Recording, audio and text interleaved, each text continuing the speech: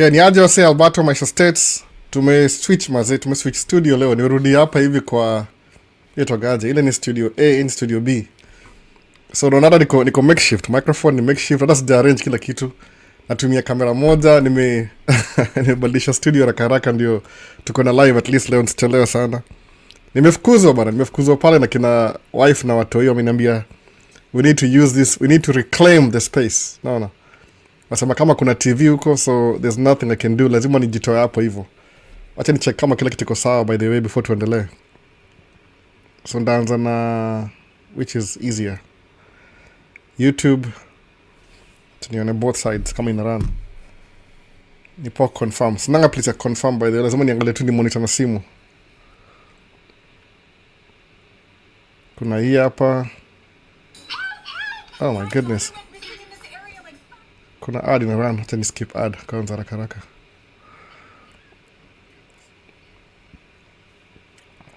Hapa iko poa.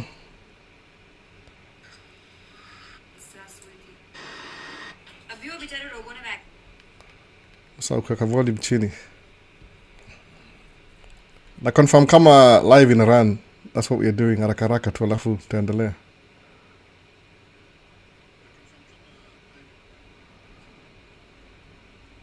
Nione kama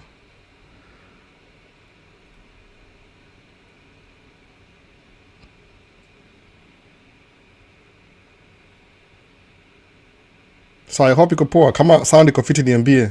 Na try kucheck, make sure everything iko fiti. Sisikii kitu yote hapa. Okay, sawa. Hapa ime register.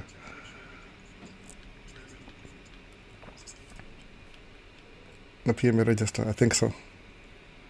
Sawa. So ndio hivyo bana, basi ndio iko fiti both sides, I think. Stick hapa hivyo ni monitor. Hope so. So hope mekuwa poa bwana. Nimefukuzwa ile place ingine, wamesema watakureclaim the other side. So kuna TV, kuna couch hivi. So kuna vile watu wamesema from now on lazima they want to use the space. So nikasema sawa. Ilikuwa makeshift. Hapa inafaa kuwa kama main kiasi juu niko na table. Naona ni table hapa. Alafu tukaanza hivyo sasa. So nani yako hapa kwanza? Kulikuwa na Eric Maina asema tunakuwa wait sana kusikia mawaidha bro. Nikasema ilikuwa kwanza. Hi Albert, welcome. Iko hivyo sasa nataka kusoma comment acha niende traditionally vile mufanya. Hi Albert, welcome. Thank you msee. Alafu kuna Eric Maina asema tunakuwa wait sana kusikia mawaidha. Shukran bwana, shukran. So nikasema poa, trying to make sure everything is good. It's good ama in sauti and ready to go.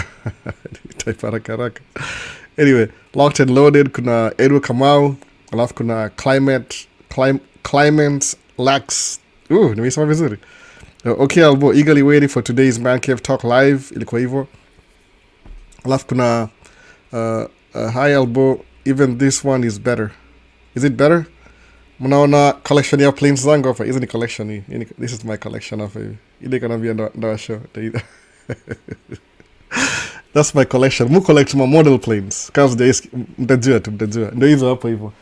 Niko na private jet, Saab, Embraer, Airbus, Boeing, zote kabisa. Mu collect my plane by the way. Nda show hizi vitu one by one, step by step. Hii nikasema it's a new thing mwana. Acha tu try ku explain everything kile happen. So number 2 ni Albo listening live from Kisumu. Karibu sana Steven Jogito. Kisumu Dala. Kisumu Dala. Nikamkanya lazima niende Kisumu bana. Kisumu ni second home ama third home katika hiyo.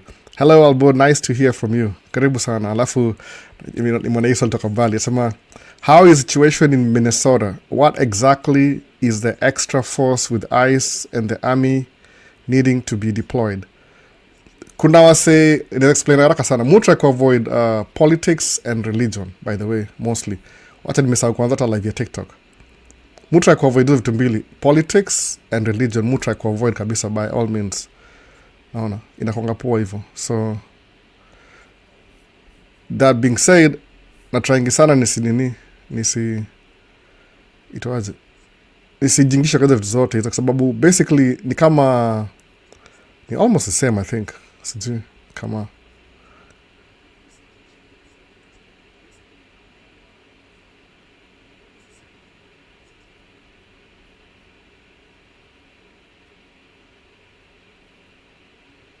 iko poa ama sijui atakaangalia vitu at the same time.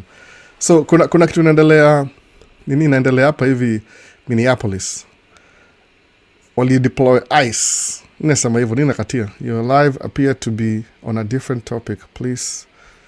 Okay, add topic, chat and interview. Sasa okay,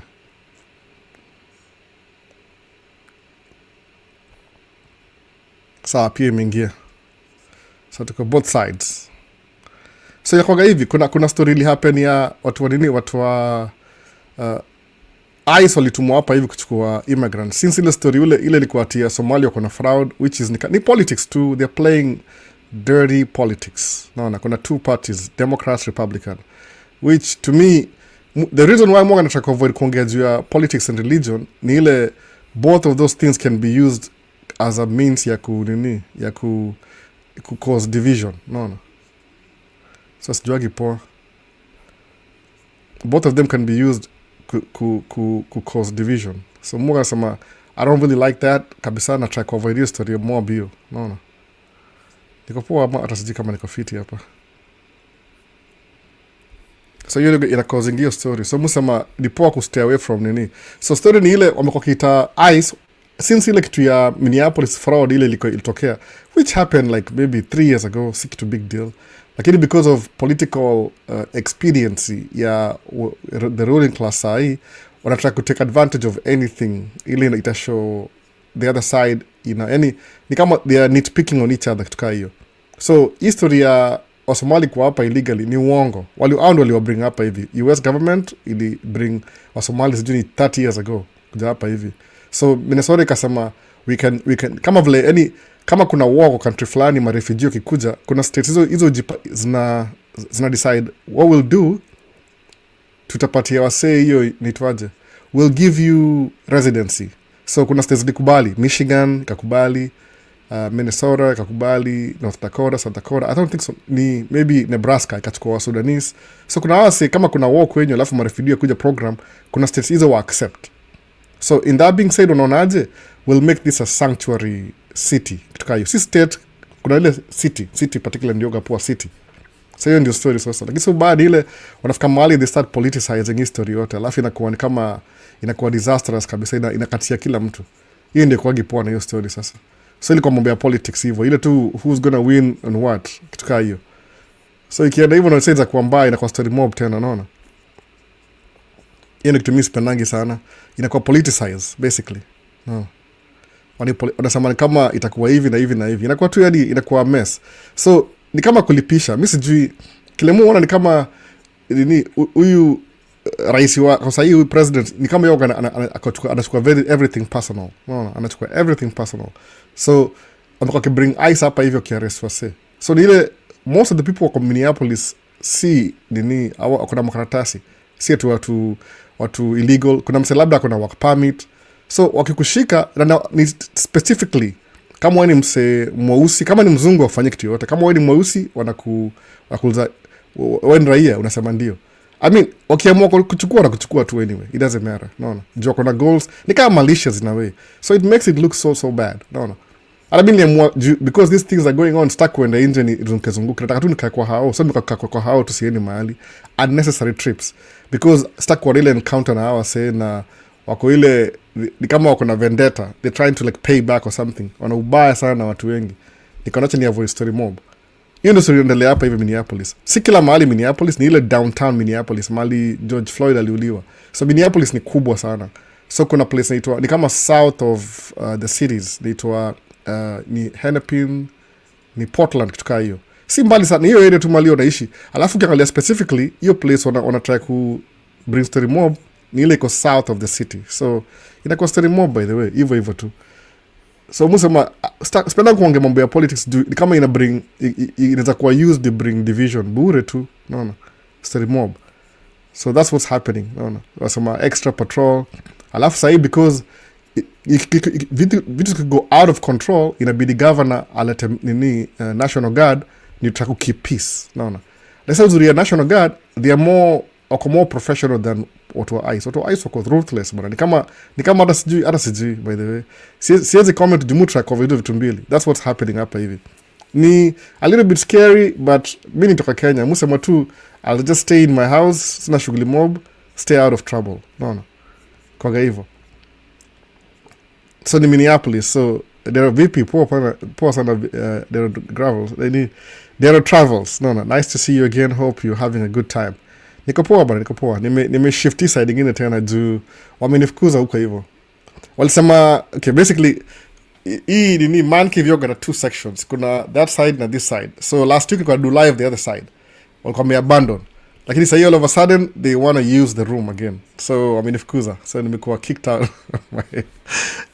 out of my own space. So what they do, wamenifukuza huko, so niko hapa sasa hii. Hata hii hadi kuna kamera moja, there's nothing nimefanya hapa haraka. Kuna mpaka natumia ile ni yangu old. I'm using headphones na hii microphone. Nimeplug kwa computer directly. Ndio at least niko na live.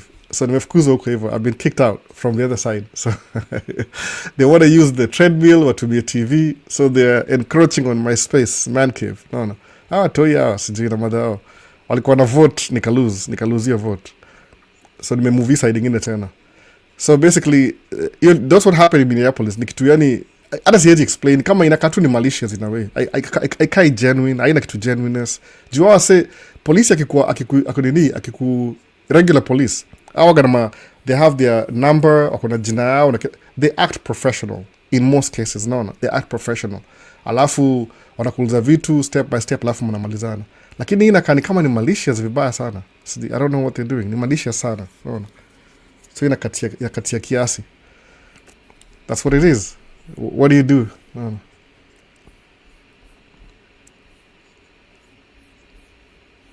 So inakuwaga hivyo sasa. Hebu tuone next ni wapi. Kuna nani mwingine comment hapa.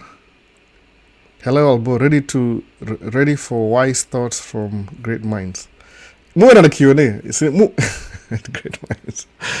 Muwe na Q&A, naona. Whatever, yani ni kama live Q&A. So kama una swali uliza tu, naona. So nowadays I'm trying to go through the comments. Imekuwa tense sana hii place, by the way. So Albo, question, nimeangalia US blue collar industry, watu wanasema blue collar is making a return. My question is, what is the difference between ya Kenya na ya US? Blue collar ni kama kile mufanya truck driving, ile si office jobs, hiyo ndio blue collar. So wanasema ni kama naweza explain aje ile bila wacha nikuwe careful. Hivi, blue collar ni hizi job kama za construction, maybe plumbing, hizi tu za kazi ya mkono basically. But ni ile watu wengi, I think siwezi kuwa na statistics kabisa. Ni ile tuseme the last few years ago, most people gonna prioritize kazi za ofisi, si kazi za blue collar. So kapata the things you're neglecting kama kazi hizi zingine, they're the ones giving you a lot of money. No. Inakuwa hivyo. Man, ni happen bana. Hapa sijui nasema nini hapa hivi. Ime update, that's why. So, man. Something update hapa hivi ina track nikatia kidogo. So ile musema hivi kama unaweza do, if you don't mind doing hizi jobs kama truck driving, plumbing, electrician, zinalipa poa, by the way. They really is very rewarding over time. Ingia tu kwa hiyo sector, usi avoid, because utakuwa sawa eventually. Mara mingi ni ile watu avoid watakwenda kwa ile the easiest things, uende kwa ofisi, ukwenda you're sipping your coffee, naona. But zina return, by the way. Ni ile tu sijui kama watu wako interested sana. People like easy stuff, I understand. Lakini mimi ni msewa mkono. Mimi nisema I'll keep working until nini isha. Sijui nikwambiaje. Sina hata statistics. Umenishika ile offside hiyo blue collar. Sijasikia kabisa. Kini ndio hivyo bana. So, ingine ni gani? The issue is they have a quota to meet. So, they just round up anyone of color. That's true. Wanafanya hivyo. Ni kama outright tu ile. Wana meet number 3,000 per day. So, lazima wakushike kwanza kuingisha ndani, wa register umeingia ndani, then wa meet number yao, alafu then they come back, alafu wakurelease kesho. Unaona hivyo? Koga hivyo. So inakuwa yani inakuwa ni terrible by the way, si rahisi hivyo. So from Emirates to Man Cave, Elite World 254. Elite World ulipata book, nilituma book by the way. Nikamwambia what happened? Nilituma na local shipping last year. Alafu ikapotea ikarudi. Nikamwambia kwani what happened? Sisi kaituma na international. I think nilifaa kujaza form international. So sijui get ile book nilitumia book 2. Ni book dogo tu, zile zilikuwa heavy kidogo. Singe bring kubwa sana. Ukipata niambie. So that's what it is. Connection niambia hapa hivi ni updates. Sijui ni nini bana. Naogopa juu inaweza kataa live. Staki your story ni check hapa.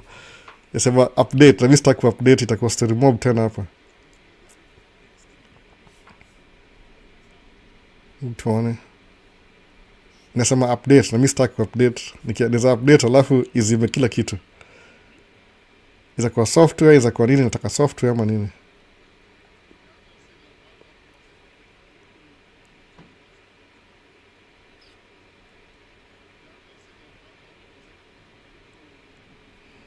Tuone kama inawaka.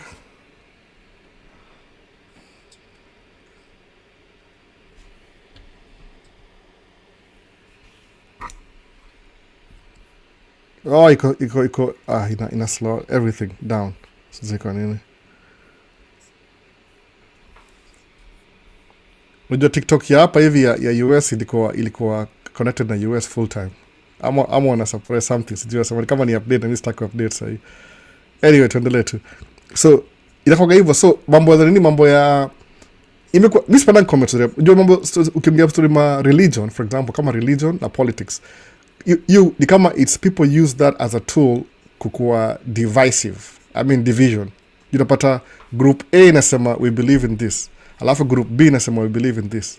Alafu nashindwa okay, how come inakuwa hivyo yani full time ile A na B? Mbona zinakuwa na history more bila ati group A believes in this and group B believes in this? Mbona hiyo sasa? Haikui poa kabisa all together. So muona ni poa kustay away from hizo vitu mbili because zita bring story mob. No.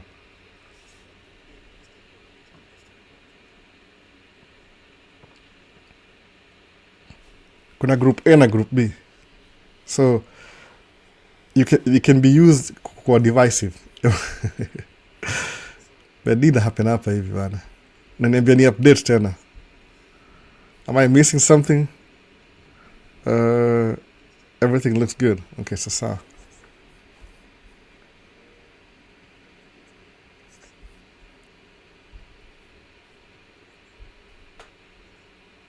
Tena jaribu ku update chini ya maji. Nisi focus na kitu yote specific.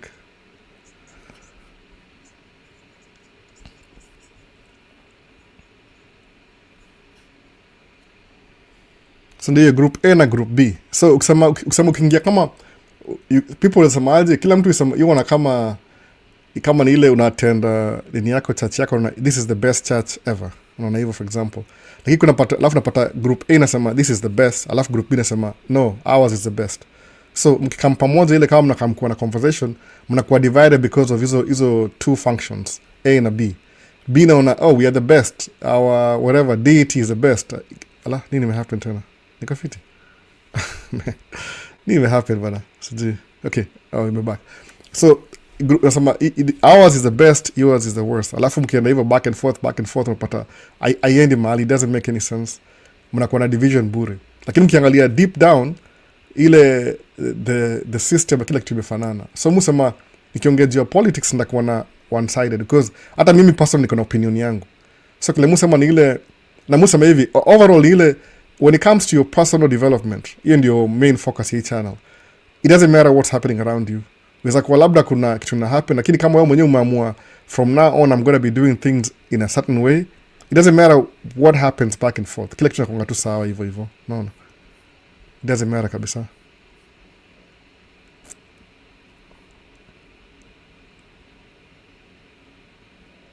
So samanga hivyo. So ukisema ati nichukue sides itakatia kidogo. So basically kile happened last week ilikuwa hivi.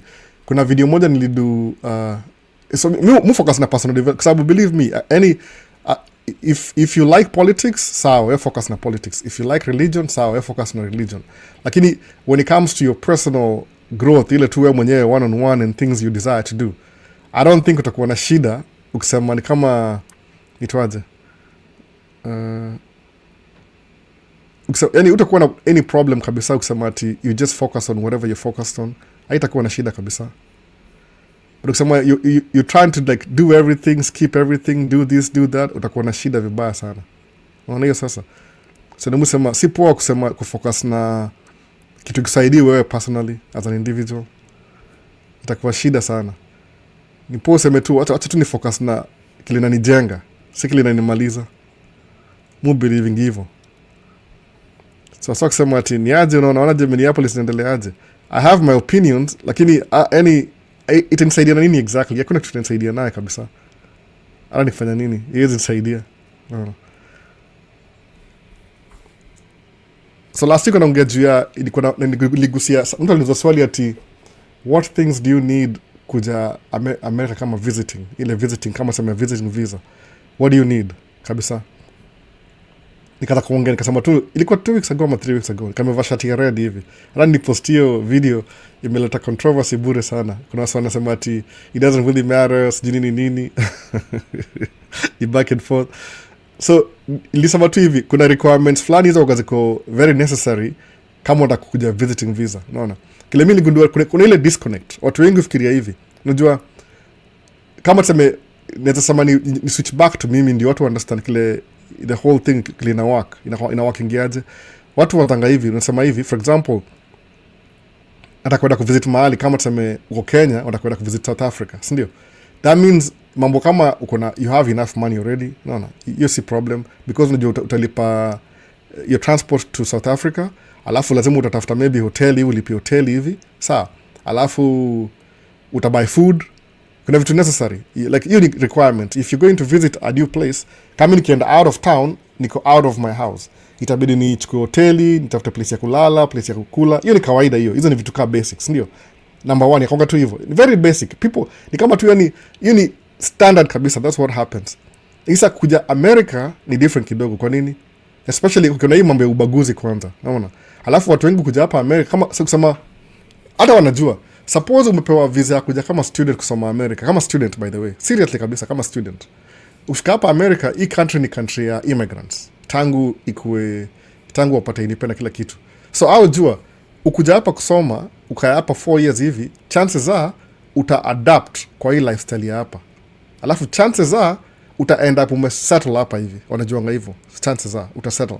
Sawa. Yani ni kama inevitable. Ukuja hapa kusoma, hata kama kuja kusoma ile degree yako ya 4 years, I think very few people au move back.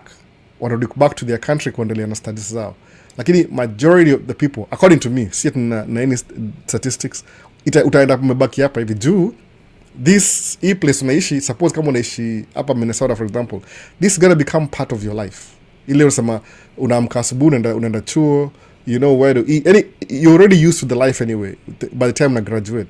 Alafu una realize okay, kama umekam kusoma US, uangalie urudi Kenya upate zile jobs zako ziko available, alafu urudi US upate jobs hapa ziko available, chances are utasema utabaki hapa hivi. That's why gava ya hapa ime-create a system ile maybe ili change kidogo since ile story ya 9/11 because waliona kama we are giving ni kama wali try to restrict your movement ya watu wana move into this country, so okay limit kidogo. Unaona hata before other story but yani ilikuwa ni kama wali limit your access kidogo, but still companies za kusponsor alafu baki hapo usome hapa hivi. Juni in life umezoea, you already live here. Sawa, unazoea hivyo. This is your life. So ile bila kuongea story mob tu, ukiangalia tu poa kabisa kuja hapa hivi ukae long enough, probably uta end up umebaki hapa forever. That's what happens. No. So kama mimi nikamingia hapa na green card, ilikuwa different. Juni kama immigrant from day one. Nikasema since nimepata hiyo opportunity ya kuja kama green card, what things can I do ni better my life? Should I go to school? Nikaona hapana. Sisi enda shule juu sina hiyo time. I need to stabilize really quick. Nijisupport, alafu pia ni support watu nimwacha Kenya. Muone hivyo sasa. Nika choose along the way ile in my discovery, discover kuna mse ana doing tracking and it seems to make a lot of money. Nikaona okay, it won't start like that from day one. Lakini niliona kama kuna suppose kama unaingia through a tunnel, alafu you see the light at the end of the tunnel. Light ya tracking ilikuwa kusema kama 1 month away, 2 months away kitu kama hiyo. shule ilikuwa 4 years away, naona 4-5 years away. So ilikuwa kama my decision ilikuwa hivi, am I gonna do A or B? Very simple by then. Nikaona hapana, for mimi, yani from my background na kila kitu, it will be safe enough nikiingia into business, nikianza tracking. Kwa nini? Because I need that money as quick as possible. Sitaki ngojea sana, sina hiyo time by the way. Kama uko young, hata musema hivyo na recommend, hata naweza pause nisema ni repeat, kama uko young, enda shule usome. Because kama my kids sometimes say, Daddy, I don't really want to go to school. Namuuliza kwa nini? Anaambia, oh, there's this and this and that and this and this and that. Namwambia, okay, ile tu whatever ananiambia, they're very valid reasons why he doesn't want to go to school. No. Kama it was too cold on Friday, wali cancel shule by the way. Ilikuwa -32 Fahrenheit. That's super cold, super cold. 5 minutes, hata lip zangu kazime dry kabisa by the way. Na nika tu 5 minutes. So what happens ni hivi, unaamua at the end of the tunnel, what do you see on the other side? So mwambia my kid hivi, my eldest son, namwambia hivi, listen, at your age right now, suppose uko 10, there's nothing I can do. Siwezi kutafutia job. The best you can do ni ile kuwe homeschool.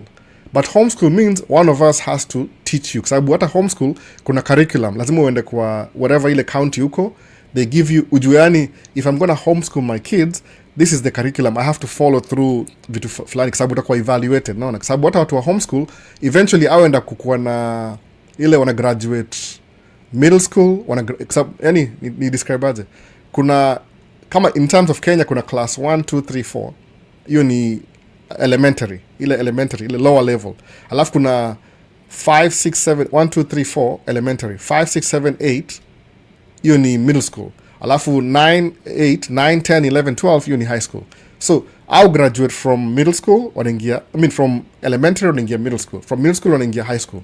So kambia my kid ni hivi, yani there's nothing I can do sahi kukuacha ukae home because you don't want to go to school. We will get in trouble. Kwa nini? Kwa sababu hiyo ndio sheria according to ile state imekuwa set up na law. When you're young you have to go to school. So I'm trying to stretch this watu waelewe, kwa sababu kuna watu sijui nisemeaje, unaweza explain kitu 10 times na bado mtu aelewe. Alafu semeaje, tunaambia my kid, this is what you need to do.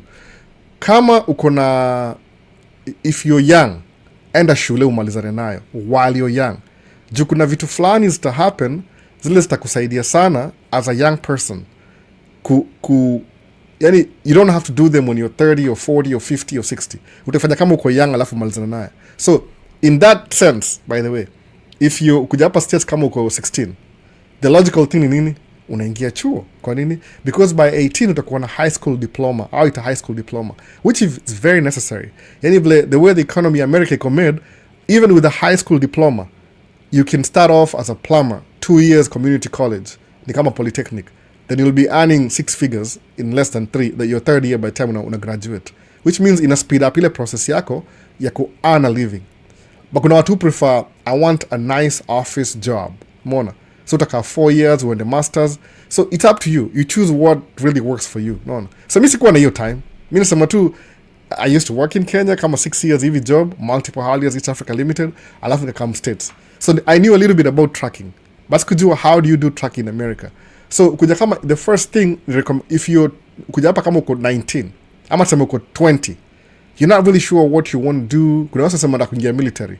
Musema kama umeingia hapa hivi kama na green card na uko 20, the logical thing to do, enda tu shule. You still have time. Kwa sababu unajua when your mind is young na una responsibility mingi, it's easier to go to school alafu uichape nje haraka haraka umalizane nayo. Alafu by 24 useme okay, na nishamaliza shule. So you have one thing, kuna degree in your pocket. Now what do I want to do? I don't say I'm going to go start doing tracking now. Uko poa because usha create ile background. Whenever you look back, ile degree bado iko. Itakusimamia. Unaona hivyo? The degree will always be there. Hakuna mali inaenda. So nimusema just focus on hiyo kabisa. Usikufe moyo useme oh I'm going to do this, I'm going to do that. Focus na hiyo story useme aje, this is what I'm going to do. Unaona? Umalizana na hivyo. Alafu uendelee. Watu wengi wana kama inakatia sijui nifanye. Hakuna haja. Enda tu umalize shule umalize. So, but kama umeamua niko 24 hivi. Okay, I didn't get a degree. Alafu sema nenda kuingia kwa workforce immediately. That's good too, zengia workforce. Lakini kumbuka, hii degree it could be useful sometime in the future. Naona. it could be useful. At some point you'll need to have kitu ile itakusimamia better than hizi majob zetu za kawaida. Muona sasa? So it could be really useful sometimes. So nimusema, just to be on the safe side, kuwa na hiyo degree if you're young enough. Like said, some umekam states na you have a family. No, you have a family. Yani, these things you need to get to really quick. Inakuwa hard just to jump into everything alafu uendelee bila story mob. Ina make sense kabisa. So nimusema hivi, if you're young, go to school, umalizane naye. Alafu ndio uangalie vitu vingine next. Ukiona kama uko na hii desire ya yani kind of ile ni kama cliche tusemanga trust the process. No, trust the process. Ukitrust process utakuwa sawa. Always trust the process. If you need to do something, do it. No. Usiogope saada. Just trust the process. Emergency vehicle. Sijui kama mnasikiza vitu. Hii microphone inapinga kila kitu baake ndio hiyo sasa. It picks up everything. So always trust the process. Utakuwa poa hivyo when you trust the process. Usione kama ati these things you can do now, you can do later. Hivyo tu kama ina make sense. But kama it makes sense pia, sawa pia. No. I can't force you to do what you don't want to do. Abusa manga hivyo. So ukisema ile logically, kuna vile watu think differently. So, acha nirudi kwa Q&A. Kama before, naona kuna vitu mob zimeingia hapa hivi haraka. The last comment ilikuwa gani? Ilikuwa situation in Minneapolis and ICE. Ilikuwa question ya okay sawa. So kuna nani hapa hivi, kuna Hamlo asemaje, the issue is they have a quarter to, okay, nishamal the quarter to meet. Okay sawa, I think ni hapa ndio mwisho. You gotta have a strong heart to handle office jobs. The microaggression is real. That's true, by the way. Zakwa na very microaggression ni mingi sana kwa office jobs pia. Umeona? So musema sikwagi nasema tu at least focus na what you need to do. Wachana study mob. Umeona?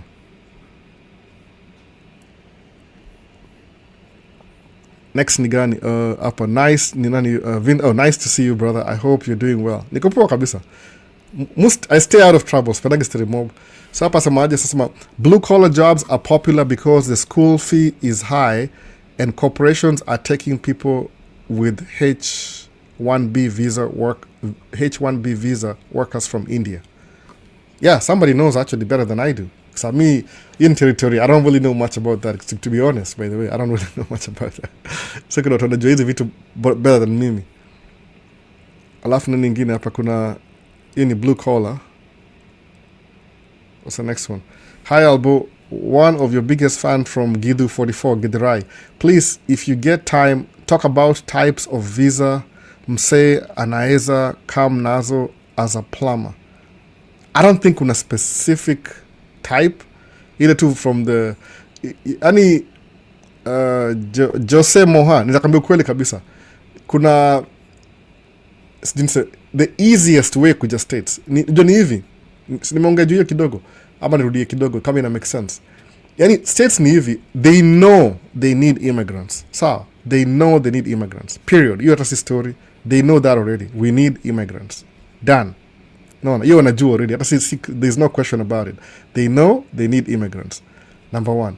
So what are they going to do? Number two, ni ile wasema hivi. So wataka hivi, kama go through itonga vetting process. Ile that's what ukienda embassy, kuna msana kana na ku-interview, ana kama if you're fit to be in the country. Even alafu hiyo visa mostly za visiting ni non-immigrant. Students ni non-immigrant. Elewa hivyo. So plumbing itakuwa non-immigrant too. So sasa mwanzo, your camera is grainy. Ebudini mbaya na story bana. Man, I don't know what to do. Inakaa weird tu sana hapa. Ebu tuone. My camera, itakuwa poa eventually, I think so. Ina struggle too. I think so. I don't even know. Man, ikitu nisumbua leo ni aje. Nime update on the go. So, inakuwa hivyo. So, samaje, you can't come to America as a plumber out of nowhere, by the way. Most of these businesses are plumbing, ziko kama locally owned. Utapata kama tuseme, mi naishi hii place, hapa naishi kama niko west of Minneapolis. Ni kama niko Minneapolis, but niko a subgroup of Minneapolis. Nito Plymouth. So, it's the same county. We're in the same county, by the way. I think it's the largest, I think it's the largest county in Minnesota in terms of population. See, in terms of size, in terms of population. It's the largest in terms of population. So naishi kwa Hennepin County. So napata kuna plumber ana service a small neighborhood ya kama tuseme how many houses neza approximate hata sijui number. Let's give it like maybe 5,000 houses. Kuna a plumbing company ina service hiyo area. Sababu vitu kama plumbing ni vitu zina happen, by the way. Kama sasa tuna one of our ni bathroom in a block. Sijui nini mbaya nayo. Nile sema tu let's shut it down, tuendelee story baadaye. Naona? Tuendelee story baadaye. So taki story mob sana. Naona? Tuendelee story baadaye ile when the time is right. Sasa tuna hiyo time ya kusema ati let's do this, let's do that. Ataki hiyo story sahi. So that's what happens. So sema ukikuja kama sema where are you coming from? Itabidi ujitoe mahali huko Kenya ukuje, the company has to hire you kama kuna need. Alafu kuna history ya federal pia usamangaje before you get somebody from out of the country kuja kufanya job hapa states. Lazima make sure that hizo job specifically kuna wase itwaje. Yani you have these people who there's no one who can work that job na ako hapa already. That's why you have to go kuchukua mtu from out there umlete hapa. Mwone sasa inakuwa story hivyo. So ina work to your disadvantage. So kusema ati I want to come as a plumber. Nobody's looking for that. Hata ule employer atakuwaje? Why should I come to Kenya? Sijui ni how many miles Kenya? 8,000 miles away. Hata sijui ni how much.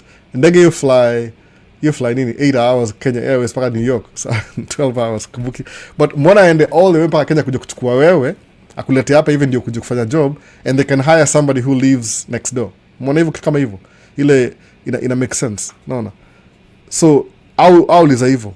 Like why would they want to do that? Naona sasa. So inakuanga hard kidogo.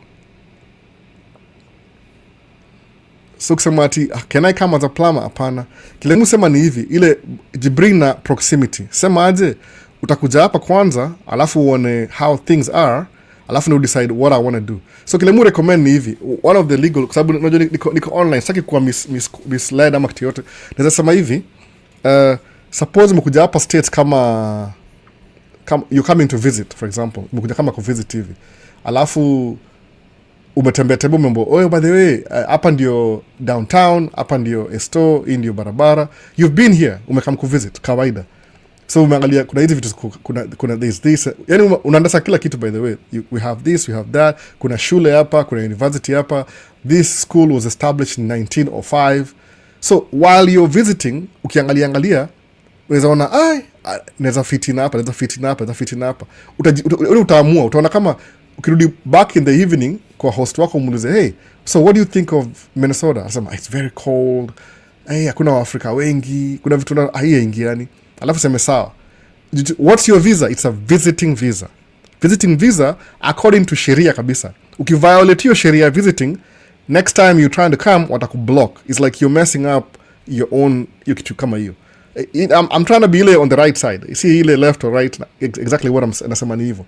So umekam kuvisit, labda ulikam to your conference, umeangalia umeona si mbaya sana juu kuna watu sometimes before you make a really crucial decision about your life ni poa ku get a taste of what you're getting yourself into. So sema, am I really ready to move from where I live to a new place that I've never been before? Ile ukitoka nje kama malimu na nje kwa market napata I'm the only black guy in town. Naona kitu hiyo. So najiuliza hivyo, is it really working for me or not? Umeona? So nasema hii makes sense kabisa. Umeona? It makes sense. So nasema make sure that uko sawa and you're ready to go. Isikuwe ni kama uko na yani umekuja hapa hivi alafu sema ati nimekamkukemboi vitu kama hizo. Kwa hiyo administration inaendelea saa hii wanakupiga nje haraka sana, by the way. Haraka. Kuna salaba amekam kuvisit, hata jamaliza visit wanapigwa nje. The way hawa sawa na act saa hii, utapigwa nje mbio sana. So preferably ukikuja ni poa usemeaje, wacha tu niseme let me stick to the law the way in a state. Ndio musamanga hivi. Sawa unasema albo, mimi kwa Kenya mimi sina pesa kabisa, niko very broke. Musamanga aje. The first thing afanya hivi. Yani based on my own experience, it's mati itakuwa very easy. The truth is the things that are valuable in your life, zina value in your life, hazikuangi easy, by the way. They're not easy decisions. They're very hard decisions. The things that are valuable in your life are very hard decisions. So musamanga hivi, kama una familia, fanya hivi, tafuta passport, uko na passport. Tafuta hizi ma countries na hire laborers. They need people to work in their country. Kama mara mingi ni Middle East. Naona, they have a lot of money. The country is so rich, they have resources, but they have a shortage of laborers. Sawa. Enda place kama Middle East, any country Middle East, they're looking for laborers. Enda huko hivyo. Juu kama uko Kenya na competition is hard, hauna hiyo opportunity ile, you don't have the opportunity, Kenya opportunity, toka hapo hivyo, tafuta place iko na more opportunity. Kama tuseme uende Middle East for example. So shana Middle East, alafu upate job huko hivyo. You start off Middle East with a job. What do you do there? Useme aje? Sawa. What I'll do ni hivi, niko na strategy. Ndakuwa na save dough, alafu kama unaishi tuseme Qatar for example, useme wacha niende ni visit Istanbul, Turkey.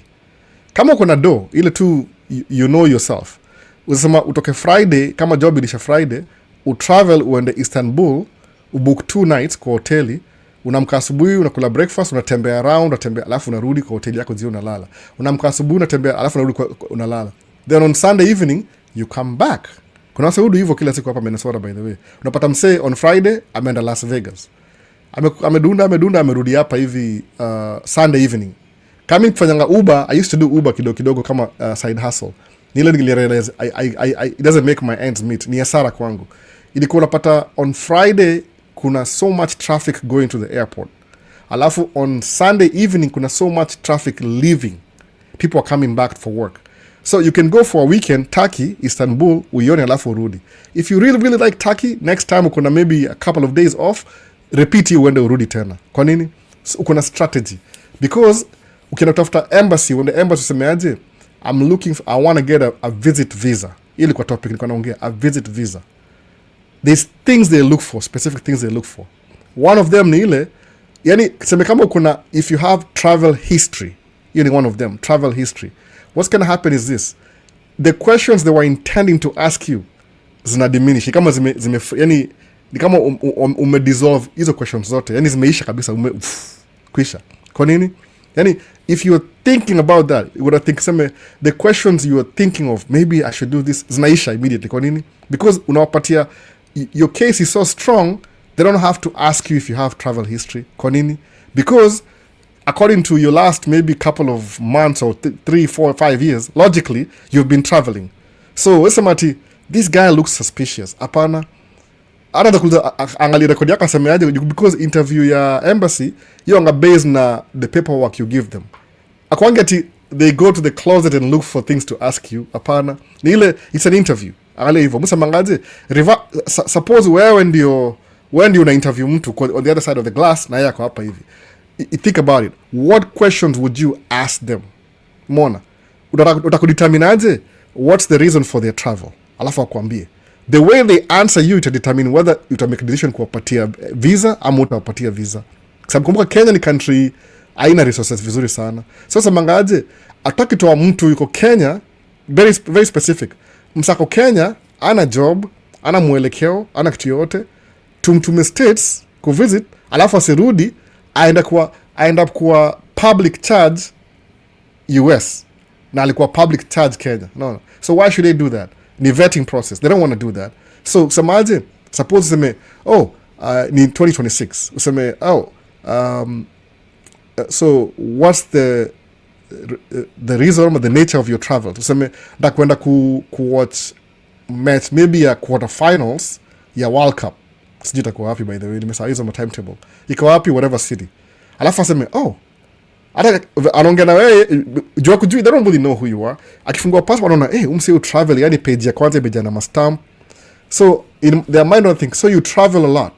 Hata kuuliza hivyo, so you travel a lot. Kumbuka they have 3 minutes to 5 minutes ku interview. So kikuwa ukipresent a very good case kwa huyu mse consular officer of service ule, when you present a very good case, inakuwa na less questions unaulizwa. Alafu the less questions they ask you, the more chances unapata ku get your visa. Mwona hivyo sasa. So hiyo ndio mindset lazima ukuwe naye. Sometimes reverse role. Sababu semangaje, my mindset when niko Kenya, I tried to do like an F1 kama student, F1. Ilikuwa F1 I-20 hiyo kuja kama student US. Sikuwa, I didn't have enough money. I didn't have enough money. I couldn't afford tuition, number one. Alafu I was young, niko doing 19 kitu kaa hiyo. I just finished high school. Alafu my first ilikuwa nini? The first one ilikuwa medical something medical. Ilikuwa nini? Something to do with the ile mambo ya ambulance medical technician. So kaniulizaje, so why do you want to go study medical whatever in New Jersey? Ilikuwa New Jersey First University. Nikamwambia hata sikuwa na jibu, by the way. I wasn't prepared for that question. Nikamwambia I had to think about it. Alafu kaniuliza the thing was over already because sikuwa prepared. Then I missed my visa hivyo. The next time kasema aje, maybe niko na wrong approach. So this time, the second time, nikachukua computer science. Kwa nini? Because I was doing computer science anyway in Kenya. My certificate fulani hivi za UK na nini. So my major ilikuwa computer science. So I thought, why do you want to go to the US to do computer science? Nikaambia, it's the same thing I've been doing here, so I just want to get an advanced degree. Sababu hizi systems nilikuwa na more knowledge sa hiyo. Computer ilikuwa invented in America, alafu so ndio kalizaje, okay, the last time you're here ulikwenda ku study medical something. What made you change your mind to computer science? Man. So I didn't think they're going to ask that question. Fumble hiyo ball. Ilinyimwa visa. Some of the things. Lakini kwa ile documentation, what they were saying ile, I don't have good family ties. That's it. No. So come to realize what are family ties in Navy. It's things that tie you to your country that tells them that you're only going to the US for the purpose of your studies. Then once you complete your studies, you will come back. So what does it mean kukuwa na strong family ties? Suppose uko na property. Sawa, uko na property. You have property. Sawa. Okay, property ni something una acquire over time. Maybe you can have that as a 19-year-old.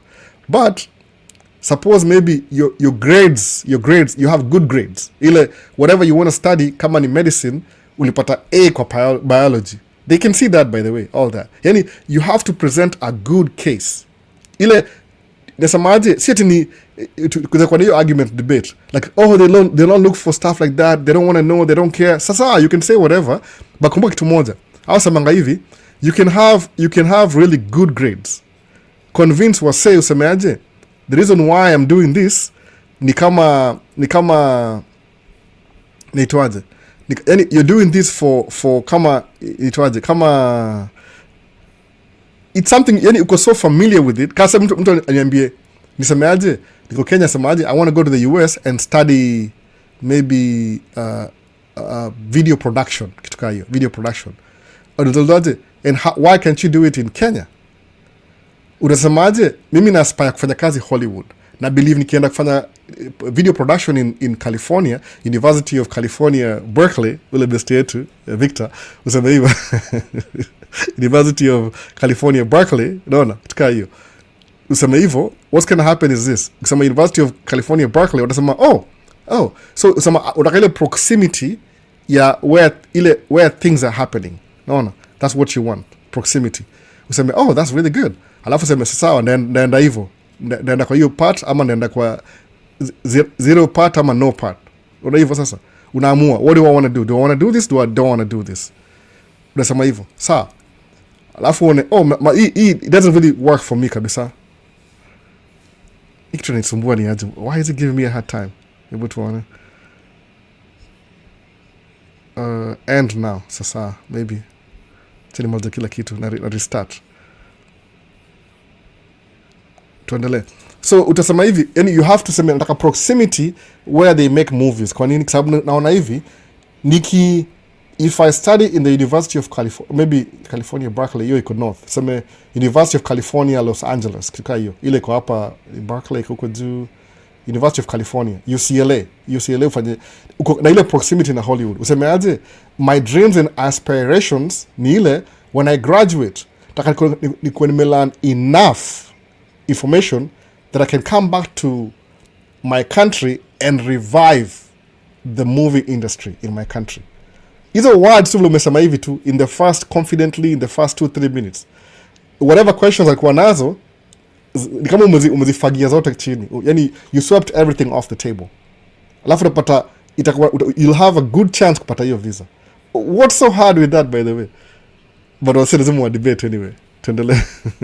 I think nimeduel sana kwa hiyo story. So ama niliwacha hii question, hebu tuone. Albo, one of the biggest fan with the right visa. So kama hiyo story ya plumbing pia ni hivyo, plumbing. Mimi nimejaribu even conference college alafu na but hakuna inajipa. Maybe that's the reason why. Angalia, lazima ukuwe very specific. Yani know your information. Musemaji, you're better off being over prepared than under prepared. It makes sense. You're better off being over prepared. Sababu when you're over prepared, uko sawa than under prepared. Uko under prepared inakuwa a little bit tough. Kwa nini?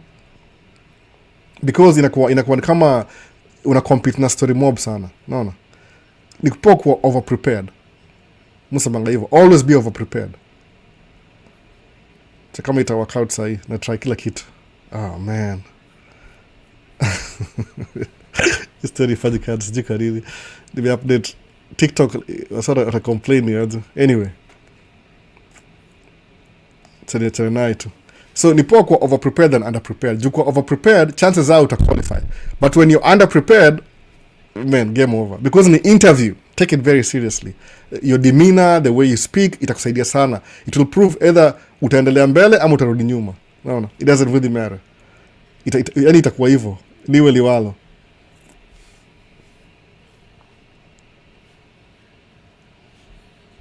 To the next, nani hapa?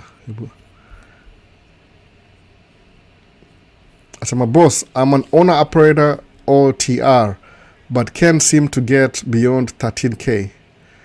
I'm new, so not sure if this is what others are making or if I'm making the bottom. 13K a month? What's that? 13K a month or 13K, what, a month? Or what, a week? Or after all the expenses, 13K a month? What's what? Be specific. Hamlo. Be specific. Ninakwambia. So, on the 1 to 10, how mbaya are microaggressions in the office type jobs?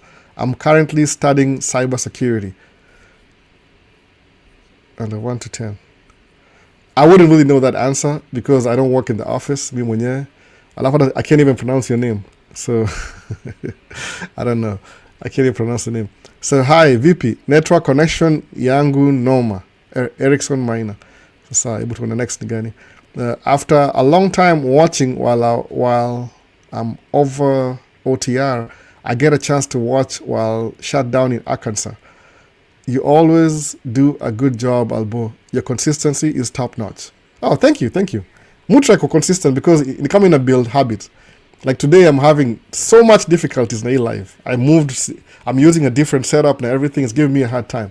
But nile consistency, you build habit deep down. So musema, if I miss a live, it's like I'm missing my rhythm. So mu make sure at least ni stick to what I need to stick to full time. Bila do anything else. Nini mbaya bana, man.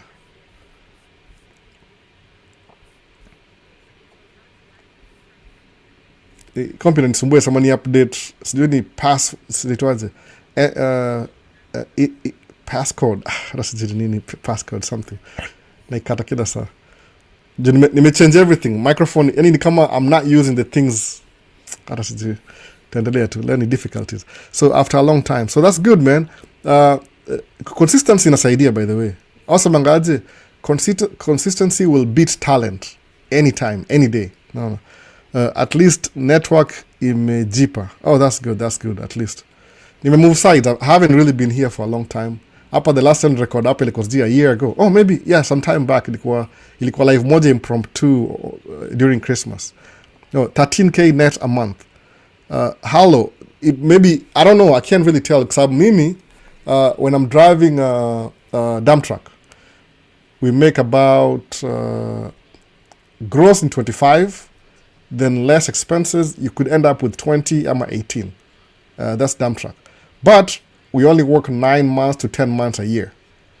If you get 11, you're lucky, maybe good weather. But when the weather is terrible, you don't really go past that.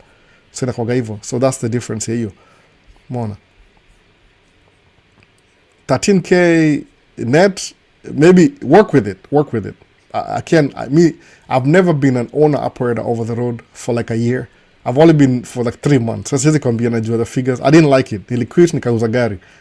Nikabaki tu kusema one of the most predictable ni construction. Construction is very predictable because if I'm not working, I'm home.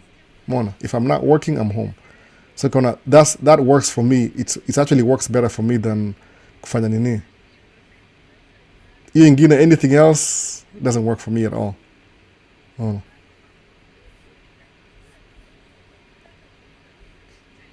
So naweza sema hivyo. So kama if it's working for you 13, maybe you need to buy another truck. Maybe. It might help. Second truck.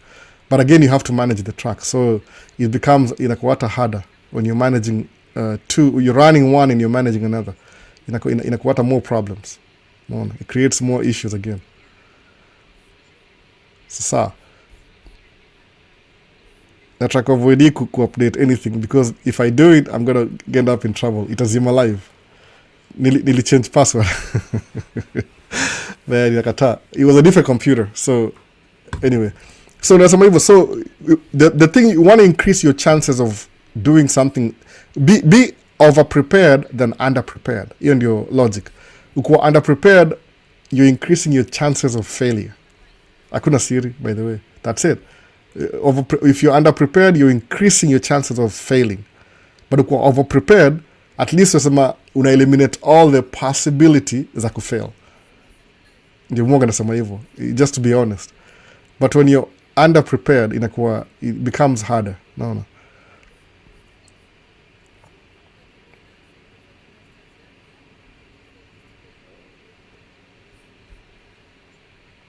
Tena try kwenda live TikTok tena, inakataa. Imechanganikiwa. Inasemaje? Inasema something like nafaa kwenda sijui nasema nini exactly. I don't know. Nime-update. So hope imeingia tena. I don't know. Can't tell.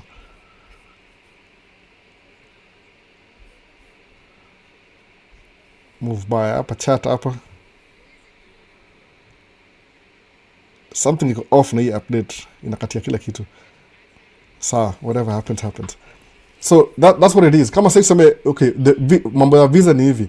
Okay, kuja States kama unakam kwa anything si green card when in non-immigrants, you're not allowed to work. Period. Kiplangano samaje? Okay, hata ndio kwa question. Albo, why don't you plow snow yet? You have the option and the dump truck plus they say it pays more plowing snow. It's not really plowing snow. Plowing snow, it's done by the city, 100%. So plowing snow, kama tuseme freeways, zinakuwa handled na MINDOT, Minnesota Department of Transportation. So the only way you can do that, MINDOT, as a driver, you can do it as a driver. The only thing we do, dump truck ni ile, once they, kama tuseme in a neighborhood, wana plow snow, they move it to one corner. Alafu ina accumulate. So when the snow subsides a little bit, ile kama inakuwa low, they can hire us for 4 hours. Tukuje, alafu tukikuja to haul hiyo the big pile out. Tupeleke place ingine. Si mali nafaa kuwa hapo hivyo. Man, I don't know what's happening over here.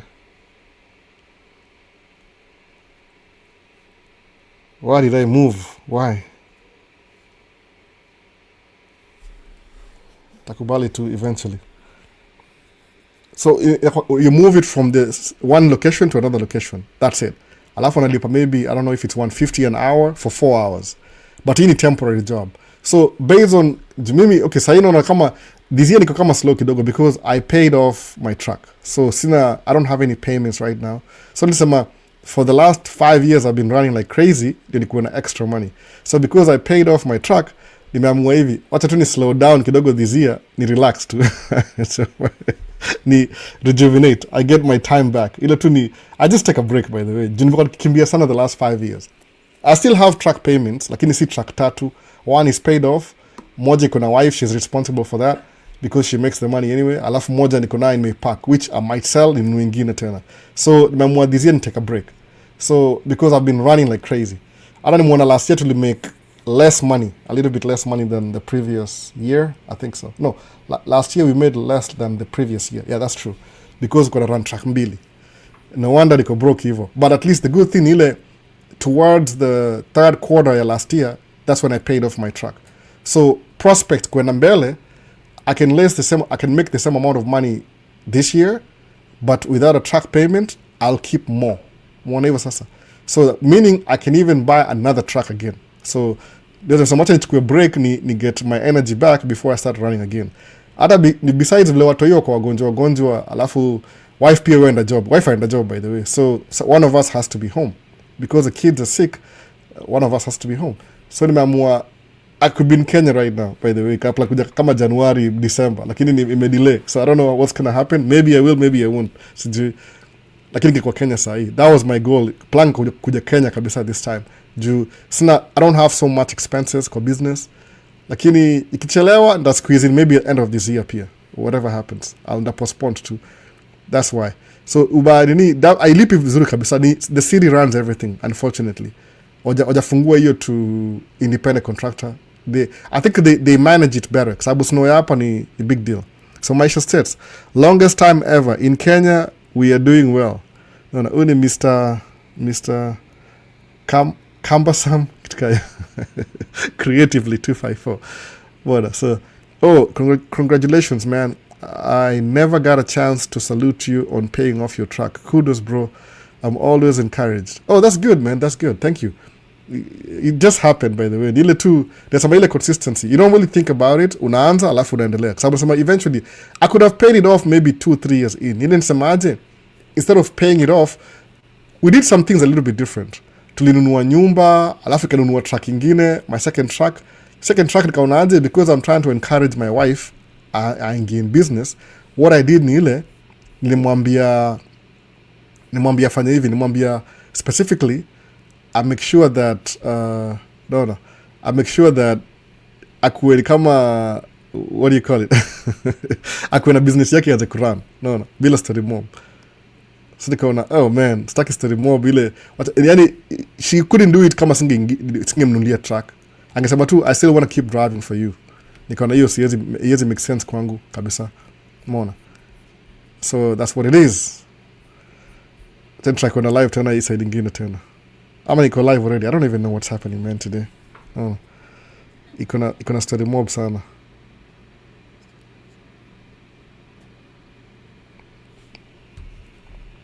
Anyway, inanisumbua tu sana, yani something is off kabisa. Lazima ni go off nianze tena from the beginning.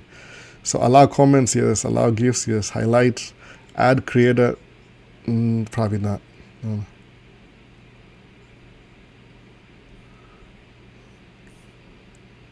Transaction, live chat, audio translation, no.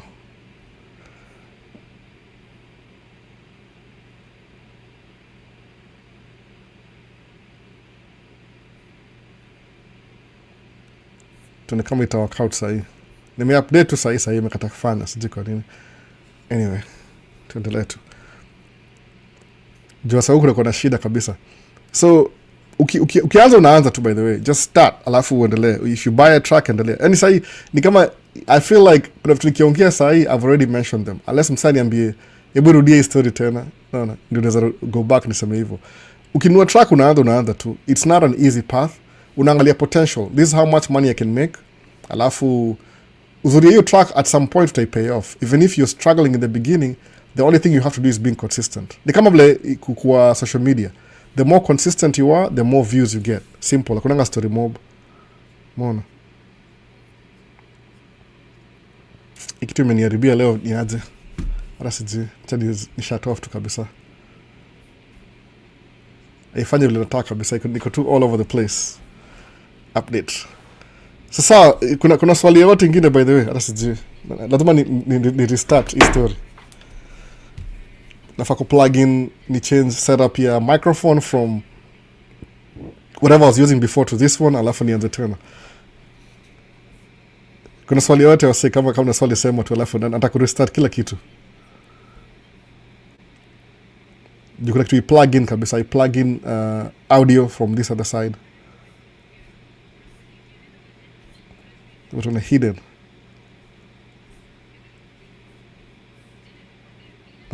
Hakuna. Kafikiri kwa side gani ingine. Niko very distracted leo. Amenifukuza ile side ingine. They need to use a treadmill. So treadmill iko hapa katikati ya room ina face TV. So kanabia you have to move everything. Kama story gani kulikuwa story ya visit visa in an immigrant. Tena kama yeye atanipatia a change topic. Naona hi Albo, is it okay if someone mwenye ako na degree to apply for undergraduate courses tena kuja huko US ama masters? Uko na what's your undergrad ni nini? Hiyo degree yako ya kwanza ni nini? Alafu what do you intend? Nasema hivyo. Na kuuliza kama ile mwasema hivi, I'm going to ask you like I'm trying to interview you, ndio ile kuprovoke to think. What am I saying exactly? No. That's what I'm trying to do. What's your intent? Yani, what do you want to study? Uko na degree gani presently? Alafu unafanya nini kwenda mbele? Because lazima it makes sense. Our say we're between 3 to 5 minutes to do everything. No. 3 to 5 minutes to do everything. That's it. No. So if that's what they have, then you're in trouble. Itakuwa hard sana convince our say ati niaje, I'm trying to do this and this and that. Na make sense? So ukijua ile what's your first degree ni nini kabisa, alafu ya mbele hebu tuone. Albo, so aside from tracking, which sector are you good at? Because the way you explain, you are very good at it. I don't even know, by the way. Musamaji, I'm good at so many things. My only problem ni ile Samaji, if you don't make money, it don't make sense. So you could be good at so many things. Kama site I think I'm really getting good at photography, lakini I don't know how to make money with that yet. Sina clientele enough ya kuni keep afloat. Alafu I'm getting really good at videography. Alafu I don't have enough time ya videography to do it and to make money. Alafu nimeangalia vile market inakaa, there's no one person like or all-rounder. Watu wanga, they're good at this, they're good at that, they're good at this and good at that. Alafu napata saa, what can you do ile usemeaje? What makes me money? Whatever makes you money makes sense. Period. No. So kama if it doesn't make you money, it doesn't make any sense at all. There's a motive straight up. So these things, so musema ile kama if I love doing something, alafu inisaidi sana, what do? Nasema ndai degrade into itakuwa kama tuseme hobby, because I love doing it but it doesn't make me any money. No. If it doesn't make me any money, say inakuwa kama a little bit of a problem kwangu. Juu haitanisaidia sana nikuwe na, it wouldn't make me have money. So na denigrate into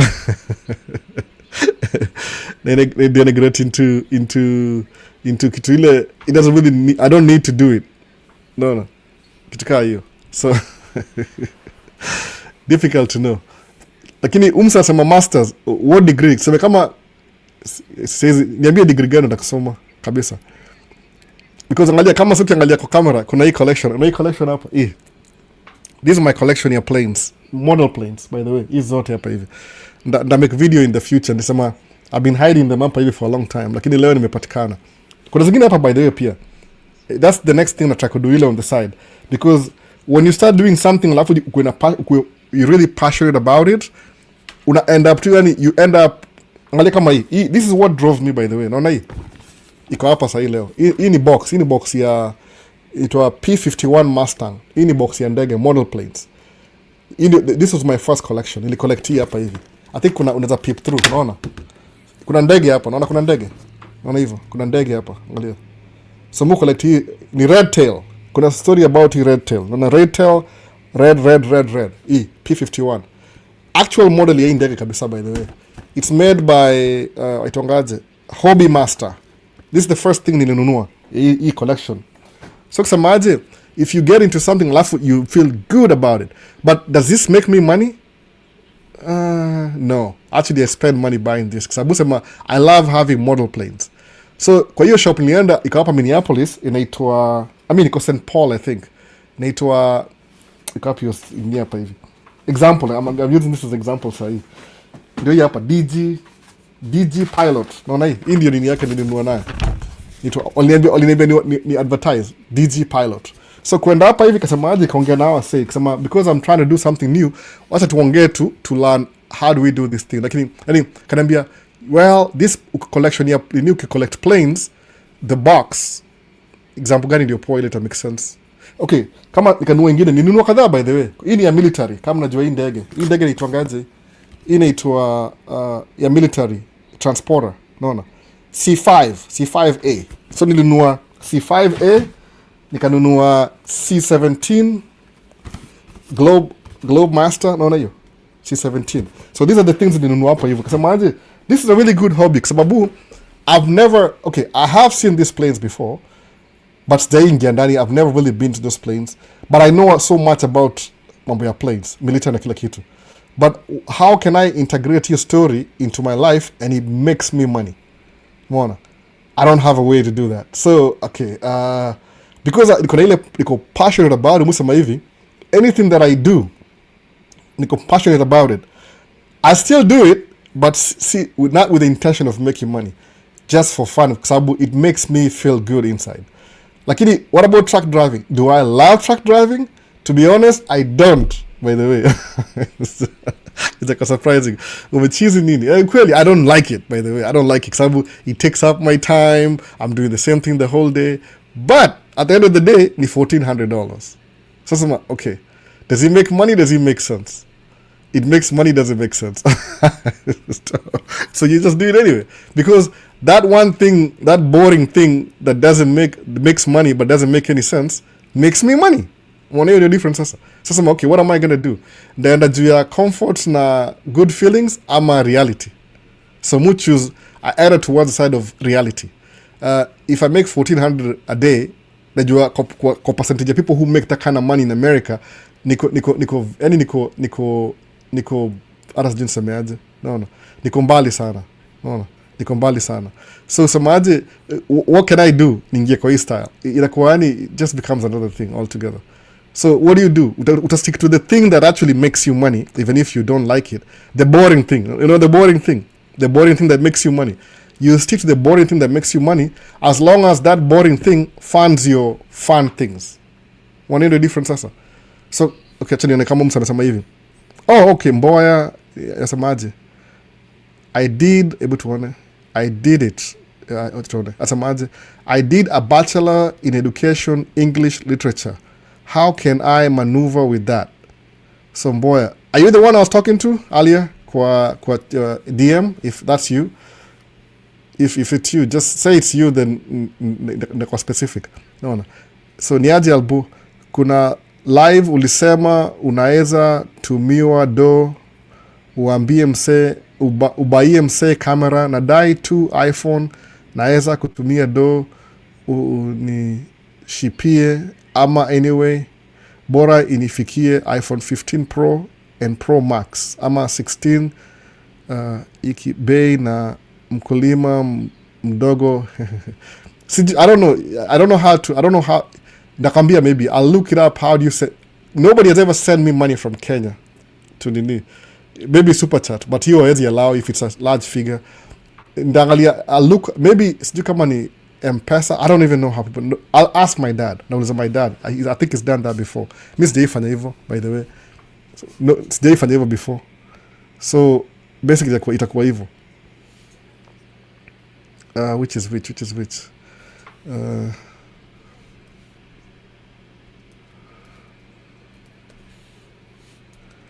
Itakuwa ingine 6.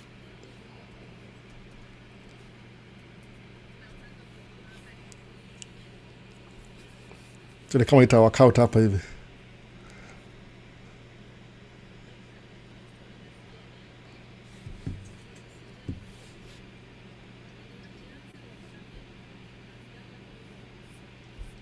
Nataka kuset up kitu hapa hivi. Ini wachana mimi. I hate this. No, niko very very sasa sitaki kufanya hiyo, tuendelee tu. So next ni hivi, kama ni wewe but one bachelor of wapi hapo hivyo utu hatujaongea about this yet, was just thinking if I could DM you about it. Okay, that's good then, if you could DM. Kuna msepia nilikuwa naongea mahali na yeye, tukiongea akaniambia alifanya akona degree ya bachelor of akona English, ni is a teacher, high school teacher or something. Maybe ni some different basi kama si umeona. Kama kuna bachelor kuna nini, kuna I don't even know how that works. Uklemini Milani ile lazima kuna scrutiny fulani. Uko yani unasemaje? Unaona? Nasema nimeitaja kidogo, you have to be over prepared to your next venture. Kwa sababu kumbuka the reason why nasamanga hivyo nikitumia tu zile words ziko polite na zina story mob ni hivi. When you're under prepared, alafu wewe ni mweusi, ni kama you're working to your disadvantage. You know that's the problem, by the way. Mbona watu wengi ukienda kuchukua visa kwa embassy au nyimwa, ni kuna hiyo story ya kwa mweusi iko unaona sana kama kusema kweli kabisa iko, it's there by the way. So if you want to increase your chances ya kupata hii kitu, what do? Una make sure that uko sawa, that there's no way uta fail liwe liwalo. Kwa nini? Because uko sawa, unaona, you're good, yani you're good, it doesn't matter. Hata kusema ile kutumia ile prejudice, ni msemaje, when it comes to kama mimi kuchukua license walikuwa na more scrutiny kwa sababu mimi ni mtu mweusi, mimi si mtu kama hao. So when you're over prepared unakuwa na high chances ya kubeat your story when you're over prepared. When you're under prepared on the other hand unakuwa na more chances ya lose.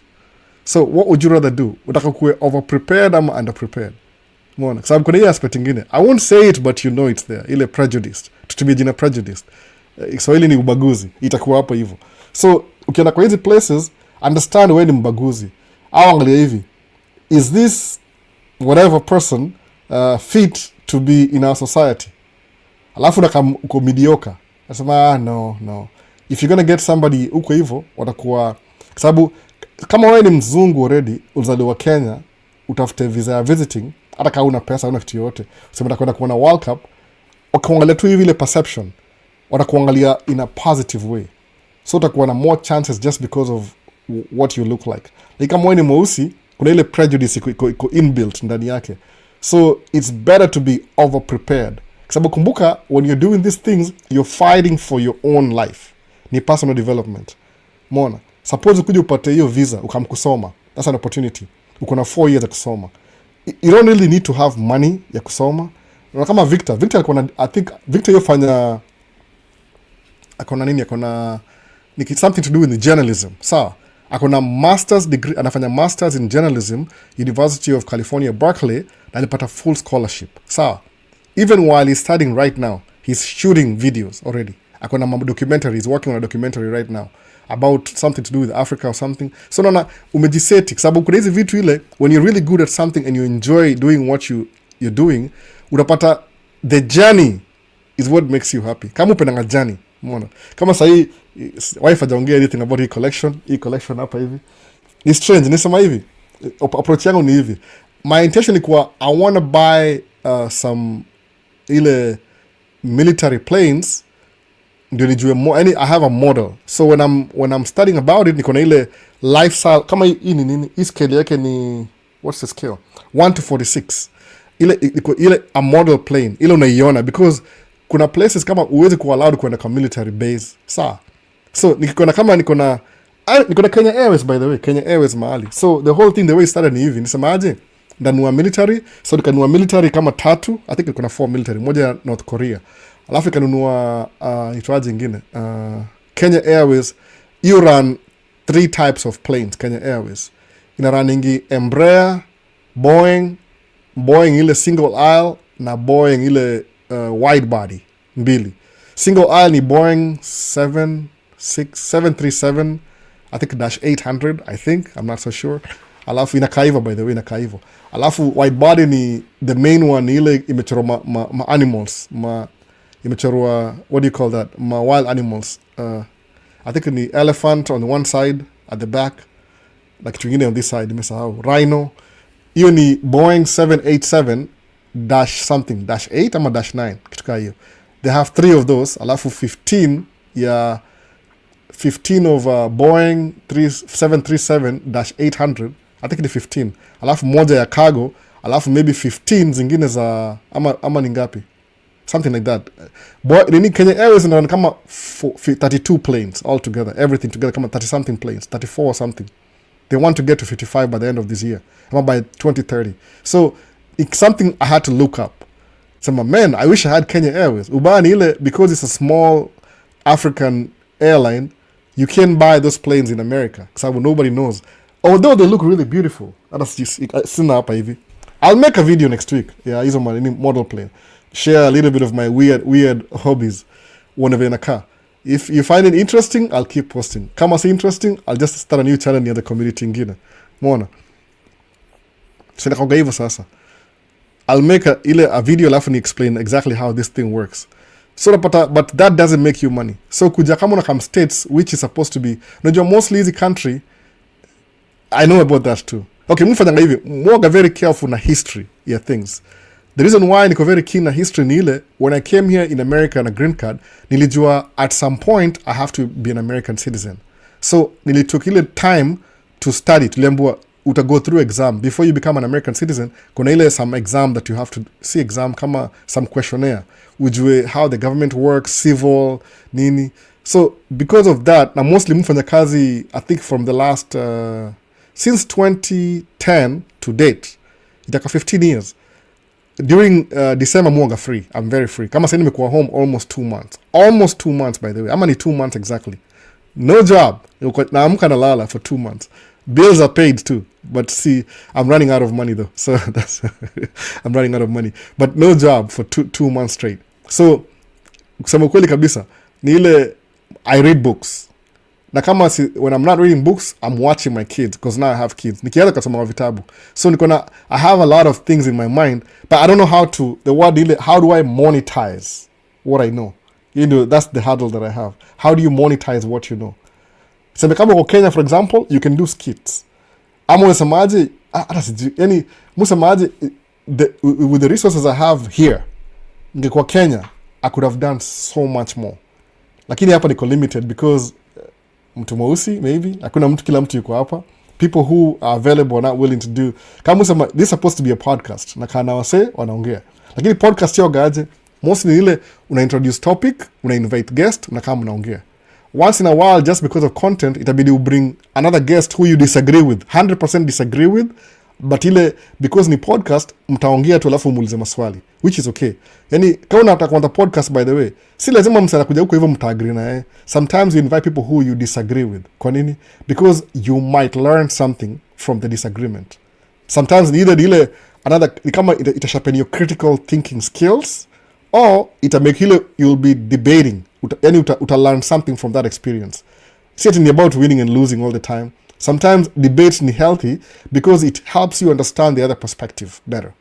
So mimi nimekuwa na debate na wase kila siku. Kama one of my strongest points ni mwambia ngamse aje, and more advocate for people to get into business. Kwa nini?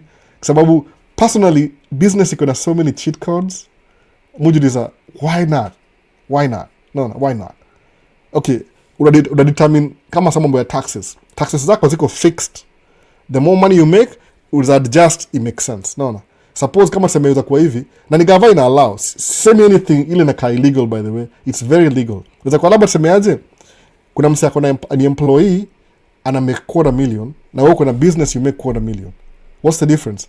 Employee kuna tax bracket. Sawa, hata sijaangalia this year iko aje. But approximately musema kama una make $250,000, your tax bracket ni kama 40% of your income gava inachukua. The more money you make, the more taxes you pay. As an employee, by the way. See it me, I'm not making it up.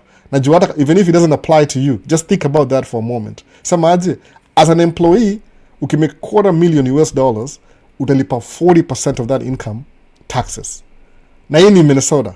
Tukienda California, hata maybe ni 52. Hata sija.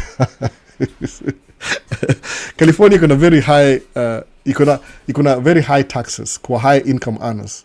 Umeona, as an employee.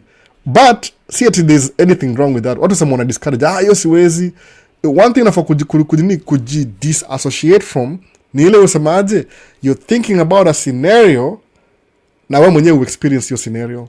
That's not valid. Hiyo ni mbaya, by the way. Kwa nini?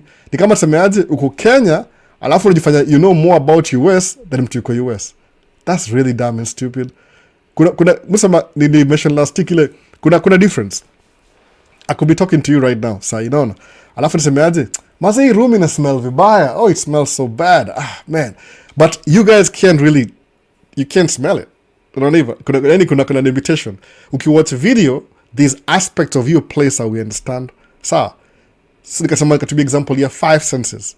Kuna 5 senses. Sight, macho ndio hii hapa hivi. Smell iko kwa nose. Aya, ile lips ni talk ile. Lips, ama una breathe, ama whatever. Lips, yeah, communication. You can hear, masikio. So out of the 5 senses, 4 of the senses on your face. Alafu the 5th one ni touch. Touch either iko kwa your skin, your whole body. Sababu when somebody touch, ananigusa, touching. Ama your fingers. So touch ndio iko external. Touch actually covers your entire body. Sawa, hiyo ni touch. Body, whatever. Sawa. So atotito kwa ningilia sana sama ngati muonge na American accent. Naona so ati alisapigaje bomu iwaje. What the calligraph Jones is this? Anyway. So ni hivyo. Senses. So if you're watching me, you can hear me out. Nasikia. You can see me. Kuna video. Unaniona. Can you smell? No, you can't. No. Communication. Sahi juu siko ile online. Mutra kwenda online, but the wife ilikata hiyo story, but alisema nikienda interactive, mu take too long. So nimengojea mtu yeye grow, amekata grow. I would love to ile kuchit ile ni invite watu tuende real time. But nimeona hivi, what I can do ni ile during the week, because I'm not working, I've been thinking about it. Nifanye ile interactive when my wife is not in the house, na ameenda na mtoi, which rarely happens, but when it does, I can do that. Mbona sasa? So kuna aspects za my location out experience with your senses. Hakuna touch. No. Hakuna smell. Maybe ni 3 out of 5. Because you can see me, you can hear me, you can communicate with me, not verbally, but maybe through your brains na computer. Ama kama tukikuwa live, maybe 2 out of 5 ama 3 out of 5 senses. But smell na touch does not exist. No. Until to meet one day, which I would love to, man. Mengojea siku mpaka nimechoka.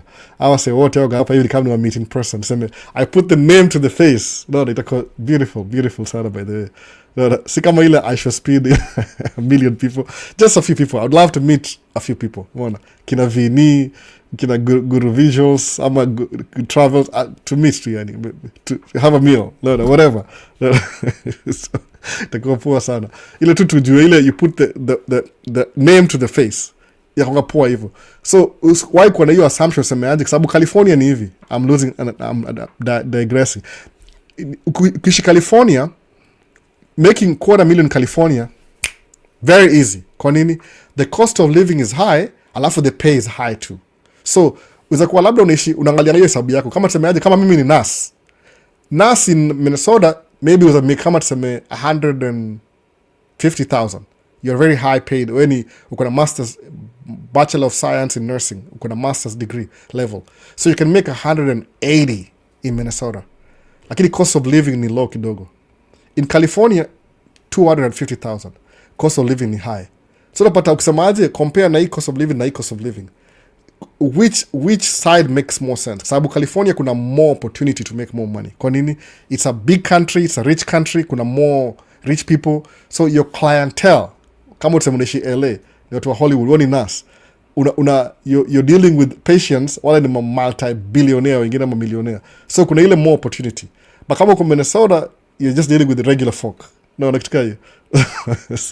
So no difference. So kuna msakara perception semaje, I would rather be in California. Kwa nini? Ndakuwa na more opportunity than Minnesota. Mimi the only reason why muka Minnesota ni ile the quality of life ni mzuri. My kids, security.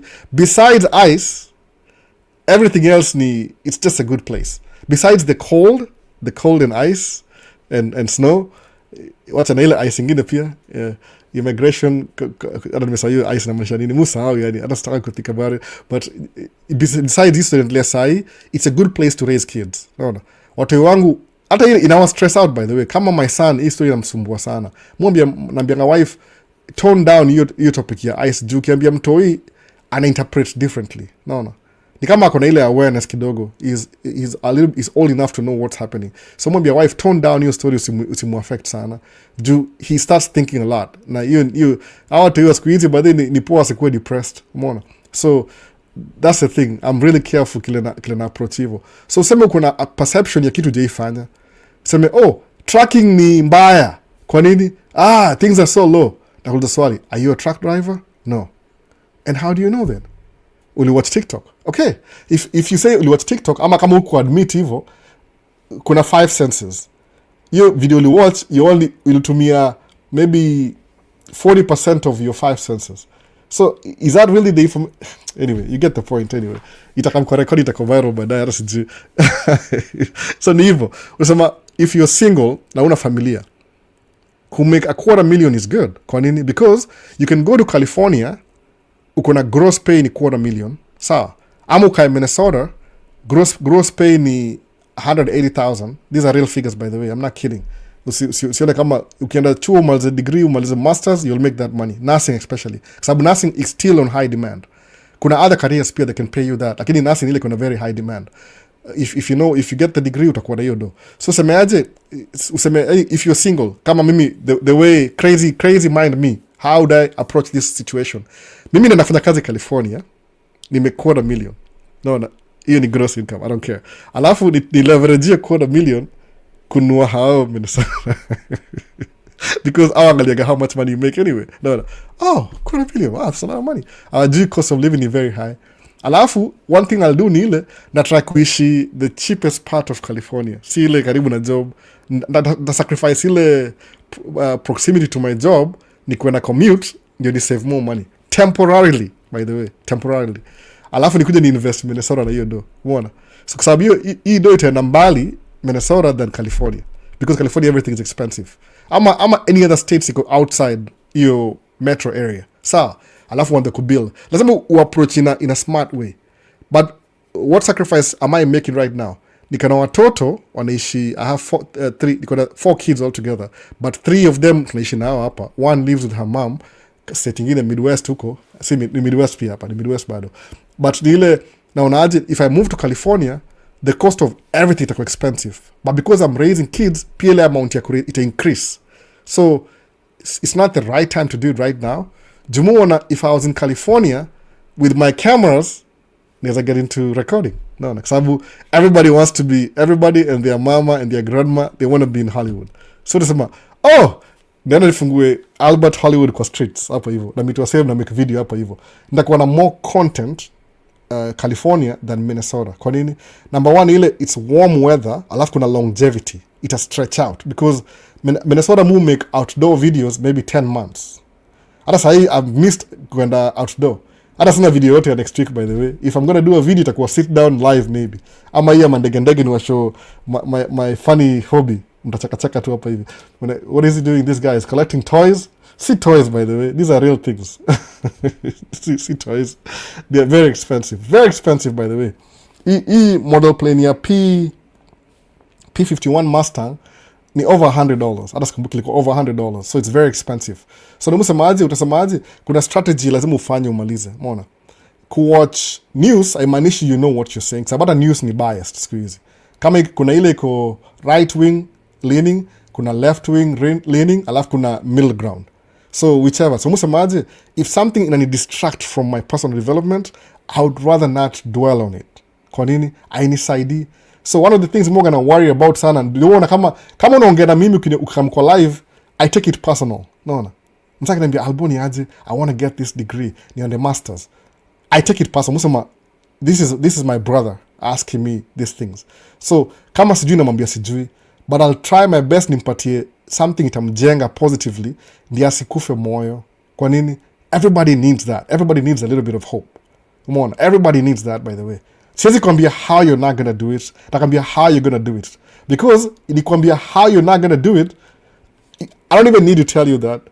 The things that are pulling you down, the things that are against you, ni kama una breathe kwa hewa. They're already available. No. The thing that's lacking kwa watu wengi, watu kama sisi, ni positivity. Negativity is always there. Sawa. But ile positivity, we lack that. So if I can just contribute 1% ya positive vibes to your life, alafu hata udwell towards positivity, itakusaidia sana than kuwa na negativity, kwa sababu you don't really need me to find negativity. Labda ukiturn to left hivi, wherever you're sitting right now, iko hapo na wewe. No. Sorry hivyo. So hata when somebody makes a negative comment, mu reply, musema tu, oh man, I wish they would know. No. I wish they would know. Kako na mse fulani TikTok, sijui ijitangaje, nilembo a name that's not gonna be named. No. Kama Harry Potter, the name that's not gonna be named. Msana ubaya all the time. Actually, my friend, man, what did I ever do to you? But ni poa, si discouraged by the way, sababu hata hao ata come through baadaye. No, ata come through baadaye. Ata realize, mi sina ubaya na I'm not really trying to compete. I'm trying to be a positive energy. Even when I learn, there's one time nilikuwa very low. I was very low in my life. Sijui kadisha share your story, maybe ni share sijui. Nili hit rock bottom. Everything. Nikuwa na credits, I had so many problems, nika hit rock bottom. Nikuwa depressed by the way. But I was too scared kutafuta mtu na therapy, ama psychologist, ile shrink mwonge na yeye. So what I did, ile nika approach, ilikuwa kama non-profit ingine ya men. Ile men empowering men, kitu kaa hiyo. Alafu kani lead kwa another organization. Alafu ika spin around. Ika realize, okay, the more any iko very discouraging, sababu most of the time when I'm discouraged niko kwa hao peke yangu. This is when I had made it, by the way. Yani ilikuwa funny, by the way. Kama nisha story kweli hata sijui dimension hivi. I had everything I wanted. Everything. Niko na gari, niko na DJ system, niko na dough. I had everything. Niko nimefika the pinnacle of my life. This is it. I have everything I ever wanted. Boom. Nika hit rock bottom. Imagine. Mona. Sasa juliza, what's the meaning of life? The biggest psychological question. I was very depressed. I have my own apartment, but I'm lonely. I'm scared. Nikamka usiku hivi kama na regret. Nasema ningekuwa home saa, ningekuwa na mbui, ningekuwa na mother. Na unanipigia mother na angalia tano na mother anashanga mbona mpigia simu saa hii. Nasema acha ikae. Hata kipigia mother itakuwa ni kama ile I will talk to my mom about my problems kwanza, but end up niko na more problems za mtaani than the way I was before. Mbona hivyo sasa? Nika hit rock bottom. So kasema, what do I do? Nikaanza kusoma books. There's this guy, kuna mother fulani akawa na move out kumoja kwa hiyo apartment yetu, alafu akawacha some books. Ile sema, do you want to take them? So mimi nikaona, because nikaona mjua neighbor tukua the same nini. Na mjua nikaona the nice thing is kusema yes. Sababu I know she's trying to get rid of them. So ndazichukua alafu nikazidonate baadaye. I never did donate by the so nikasoma soma hizo books. But that's what caused me to read books. Nikarealize aje hiyo book haikunisaidia kutoka kwa rock bottom attitude yangu, but what happened ile nililearn kusikiza perspective ya mtu mwingine different, alafu ikani distract mind yangu. By the time I get kwa the second book, ilikuwa about some nimesahau hiyo jina. Nikaona hiyo book mahali, very old book by the way, ilikuwa mpaka iko na stains hivi, nikama ime-corrode. Nikalearn sometimes you just need to have a friend. So what I did, one of my friends alikuwa coming kuni visit maybe every Friday. Hata si Mkenya by the way. Tukaenda kwa roommate. Kwa nini niliambia ataka roommate. So kama hivi, what happened hivi, anajijua, hope I'll check it live anyway. Hata sijui kana Kiswahili. But hivi, nisema hivi, I'm going to have him kambia, hey brother, this is what I'm going to do. Aliambia mali anaishi, he's not very comfortable. Naona, akona place wanamhost, wakona mtoi mdogo, a newborn baby, hata lalangi usingizi kwa sababu he works at night, akienda during the day mtoi anaamka analia, so hata halali vizuri. Kambia, hey msee, shika key yangu ndio hii, do job from 7 to 7 sometimes a whole day. So if you need to sleep, alafu job yake ilikuwa maybe a couple of blocks from my house, ambia wewe kuja tu ulale, ukiamka jioni, if I meet you sawa, if I don't, but just kuwa respectful, chunga property yangu wala mawe. Ali-enjoy. Ndio baadaye kamshow, hey my host family, they are moving out to which state, I think ni Texas or something. Nikamwambia what I do ni ile, I can get a 2-bedroom house kama mimi, alafu na kuachia room moja. Are you okay with that? Nikamwambia yeah. Nikamwambia but it's going to cost me more money. So I don't mind. I think I was paying like $500. Another bedroom ilikuwa $800. Nikamwambia as long as unilipa hiyo difference, that's okay with me. Nikasema okay. So now I had a roommate. No. Na msaidia pia he's building his life. Akabika hapa US 1 year hivi. Mimi nimekaa maybe 6-7 years. Unajua msee eventually will make it. Alafu hiyo samangaje hata before mimi mwambie. Hiyo samangaje ni kama by yeye kumove in kwa mimi kwa roommate wangu ilimsaidia sana ku think straight. Ako poa siku hizi by the way, ana watu wawili by the way. Hata mtoto wake ni kama ni teenager. Life imekuwa poa. But ni ile what I got from him ni ile kukuwa na somebody you can actually talk to. Sababu unajua America it could be very lonely sometimes. Kama ushisikia story. Naweza waambia hivyo by the way, it gets lonely. But ni ile am I going to tell you every day? No, ndakuongeza problems. You'd rather be lonely in America than broke in Kenya. I think so. I don't know if it makes any sense. No. Kwangu, I mean, at least for me. You guys interpret the way you'd rather be lonely and have enough money in America than be broke and no money in Kenya. Kwa nini? Because loneliness with the money you'll make it work. You'll make it work, believe me, it'll work out. So nili bounce back. No, nili bounce back. Sikizi munga na cheka tu. I'm just laughing. Sabu I learned not to take life too seriously. Alafu kina Made na my dad, I brought them over. It's a joke. It's a joke. It was like, you know, why was I on rock bottom? I was overthinking. Sababu nikuwa na vitu, the things I was supposed to do nikuwa na procrastinate. Alafu ka realize that's not healthy. That's why munga na ihabili kusoma books. Alafu when I went through this situation, rock bottom, sababu ukihit rock bottom, that's the last place. I mean, you can't go further than rock bottom. Kuna, illustration. Hapa ndio mwisho wa maneno. So you've already hit the boom. So the only way ni up. No. Ukisha hit boom, chini. That's it. Yani rock bottom, kwa the bottom of the sea. So you start swimming up. No. Nika swim up, nika float. Siku hizi mungu ndani ya boat, naangalia maji hivi chini. Illustration by the illustration. I'm just doing some illustration. So ni hivyo. So negativity iko everywhere. Positivity iko very scarce. Ukidual na positivity ina open part of your mind. That's what anamusa mangaje. It's very important kukuwa na ile healthy mind na positive vibes because una overcome the stresses of life listen na kublock from doing the things you desire to do. Unaona hivyo? Sasa kama ukiambia msee nataka uende Dubai ama musema Dubai hiyo sababu unajua kuna soko ya Dubai. Uende utafute job ufanye job kwa hivyo. Alafu you move to Dubai upate aje umeingia kwa hao kunaambiwaje kuna hao kana sijui itangaje. Yaani kama one house mnashare watu 8 kitu kama hiyo. Umeona? Lakini upate aje just the fact to mimi sijui specific, I'm just going by what somebody told me. Unapata ukienda Middle East Dubai UAE unapata uko na one room mnashare watu 4 sawa, but you have your own space. Labda uko na iPhone and a job, you're driving through these nice highways every day.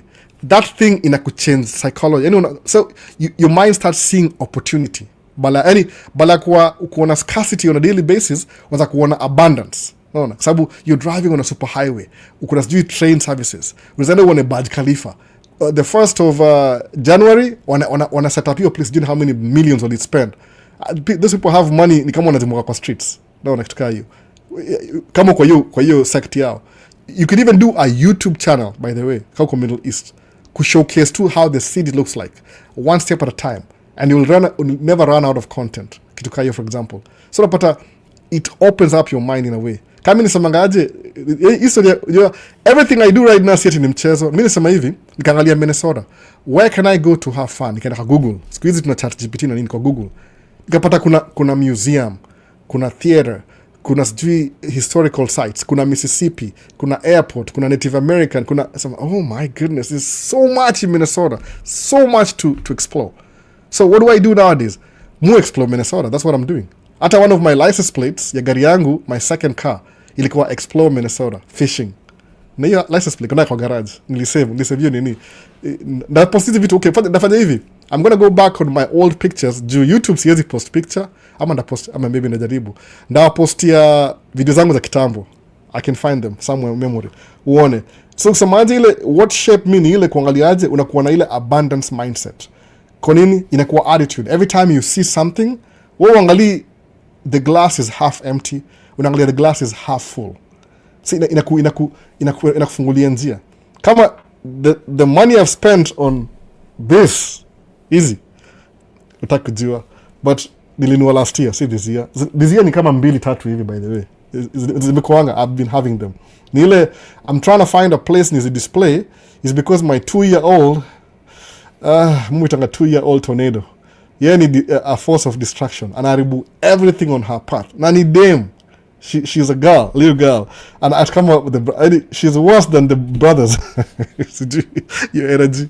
Anyway, so muzificha hapa hivi basement. So because nasema ndaanza video niko na top down hapa setup. Ndaanza kudu video nionyeshe how they look like. Kama itakuwa boring, who cares? Mtashare tu. Alafu ingine ni for the sake of insurance. Ikiharibika sema, oh, I've lost all my planes. Hivyo, alafu nisema hivi. They're interesting, angalia, zinaka hivi. I wish ningefungua moja, ni vile tu it takes some time. Next video ndakuwa na unbox, mtaona. You do something that makes you feel good. Kuna historical site ya itonga, kama Kenya Railway, hapa itonga BS, Burlington North Santa Fe. That's the new company.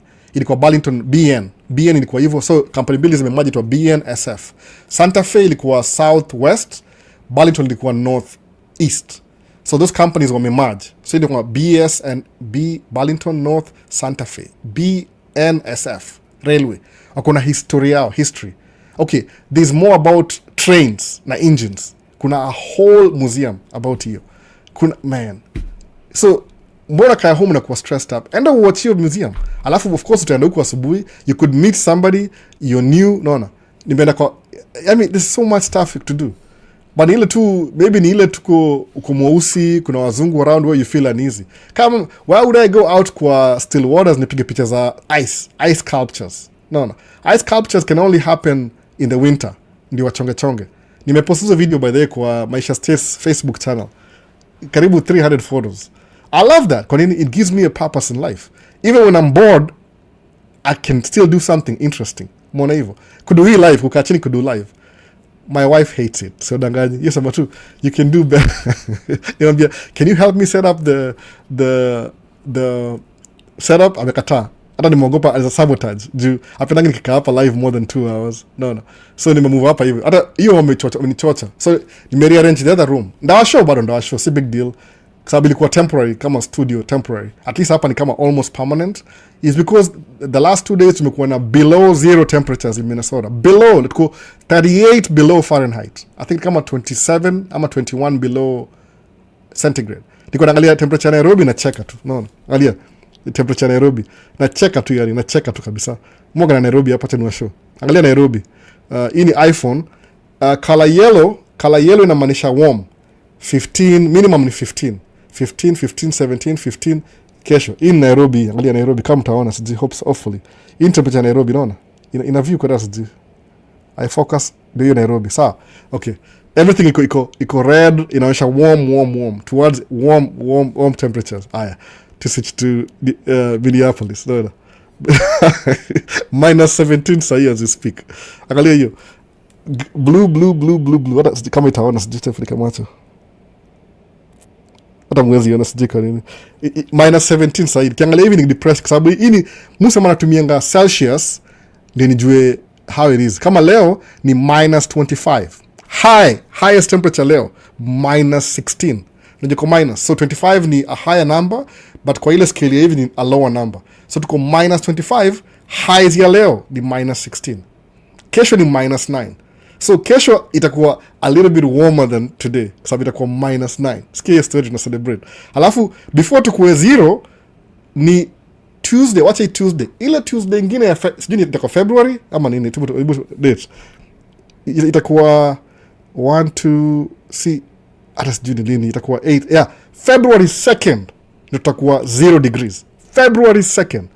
Uzuri next week kuna show ya RV show.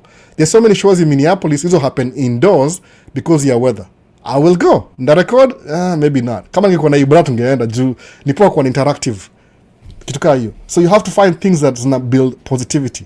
Nimeenda sana mpaka nimepata kuangalia ma Q&A. Hebu tuangalie. I'm missing something. Nimetoa TikTok leo by the way. TikTok hakuna leo. So kuna story mob. Great to be back. Wesley Tanui. Vipi Wesley?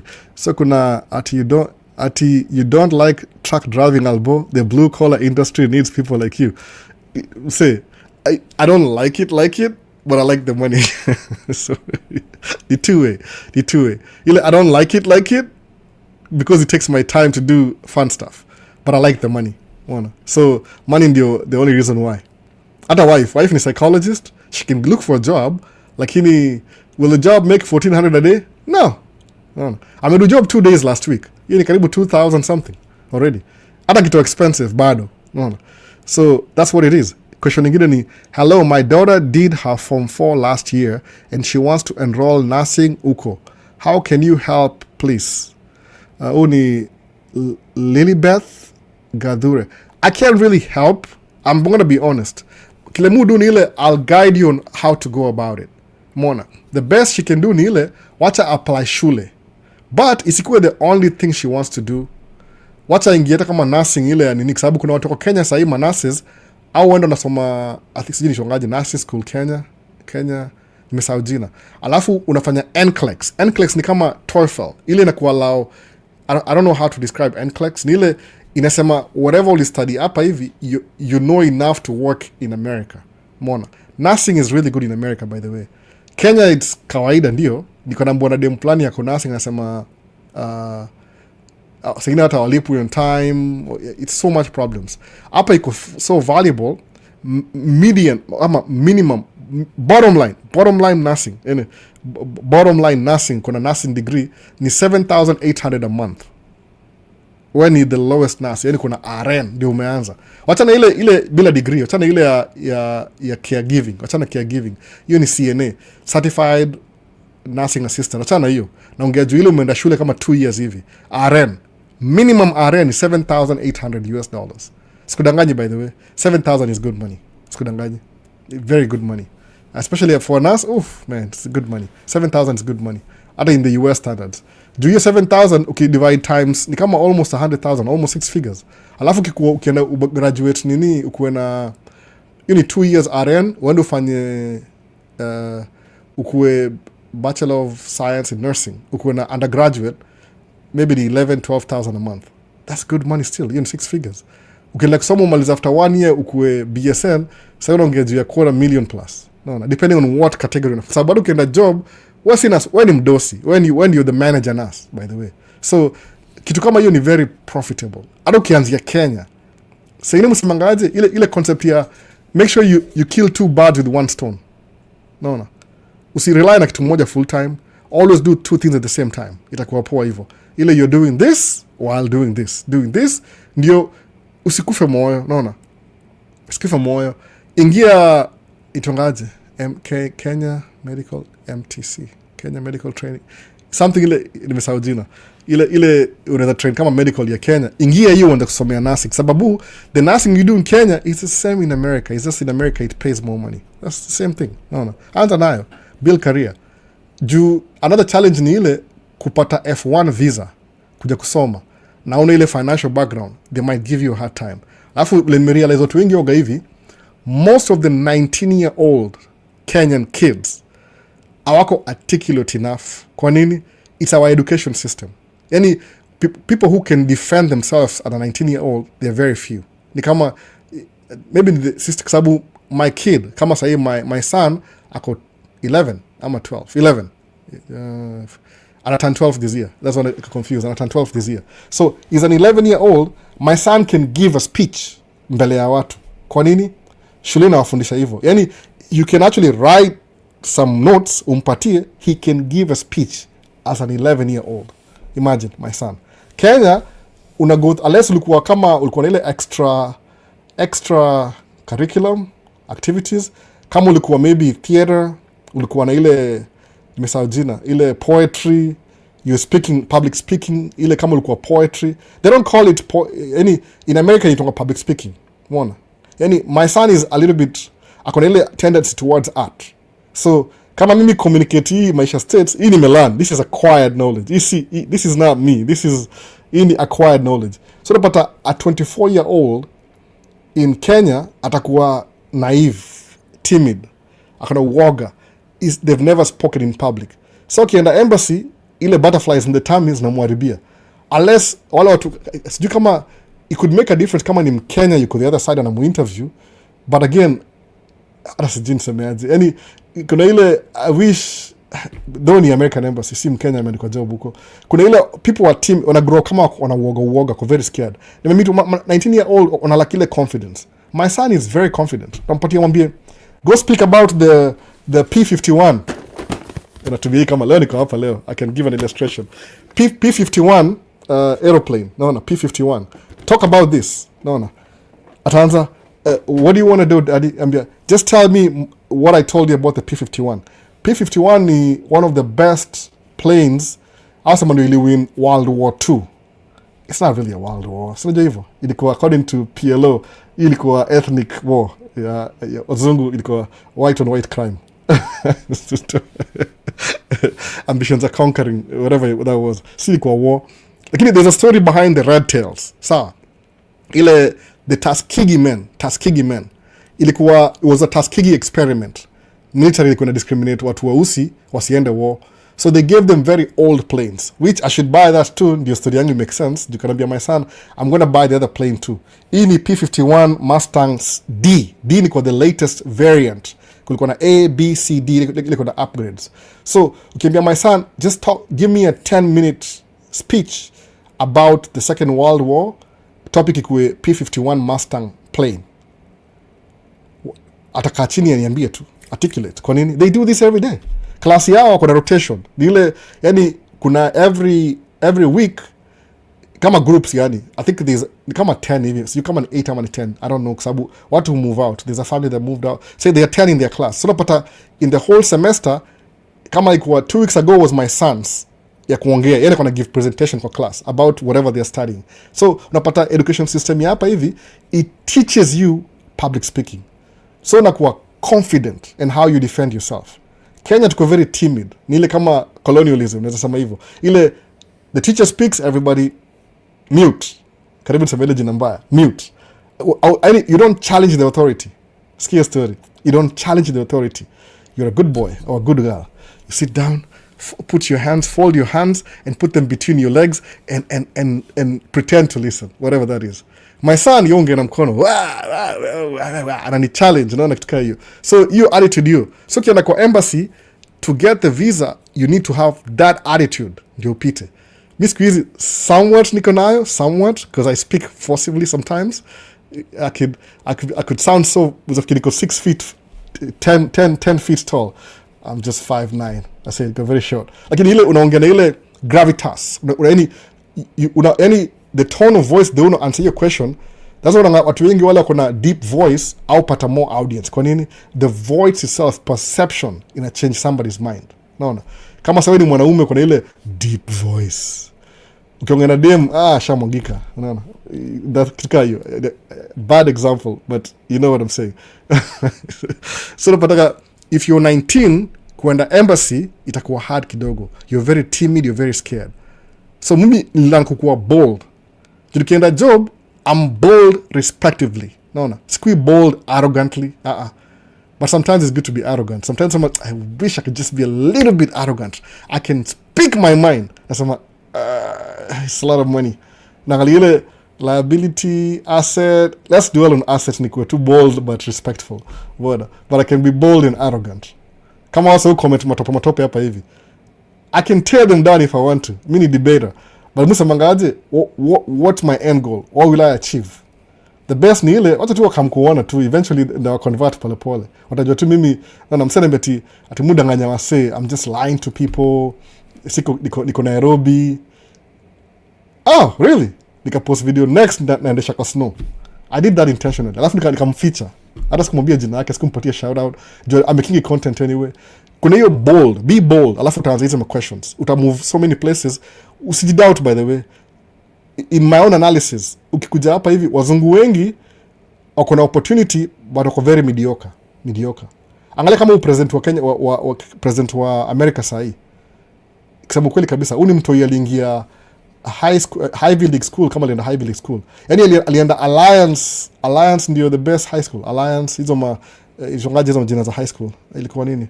Prestigious high school in Kenya, not because of merit, because their parents had more money. Naona hivyo.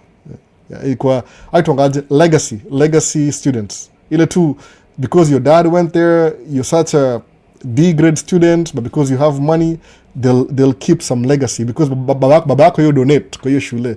So it's like they bought your admission anyway. Kituka your legacy students. No. So but hawana ile confidence, so even running things hawajui kile nafanya, alafu wako arrogant na hawana ile background ile ya ku, anyway, you know what I'm saying, tuendelee. That's what I'm saying. So kama Lilybeth, jina yake Lilybeth, mtu wako kama kwa 19, kama kwa ile personality ya kuwa strong ile, jaribu kuenda embassy chukue degree. Kama hawezi, anza na hiyo degree. Yani ni sababu when you're confident with what you know, inakuwa easier kama mimi sasa nini kwa live. I've done this so many times. Niko episode gani sasa? Niko episode ni 109 ama 110. I think ni 110 hii. Nime get wrong. Episode 110 Maisha States. So I've done 100 of this.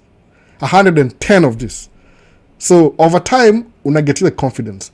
Hata ukiona nini yangu, I can't survive on TikTok live. Sijui kwa nini, kwa sababu nikianza muoga na uoga, alafu na pick up, alafu na kama sasa hivi nimezima TikTok ndio naona I'm paying attention, imenisumbua. Nimeupdate, imenichanganisha. So unapata na losing ile confidence really quick. But you need to have a smart way ya kuhide. Because kwa jobs za office hizo ma passive aggressive, somebody said that before.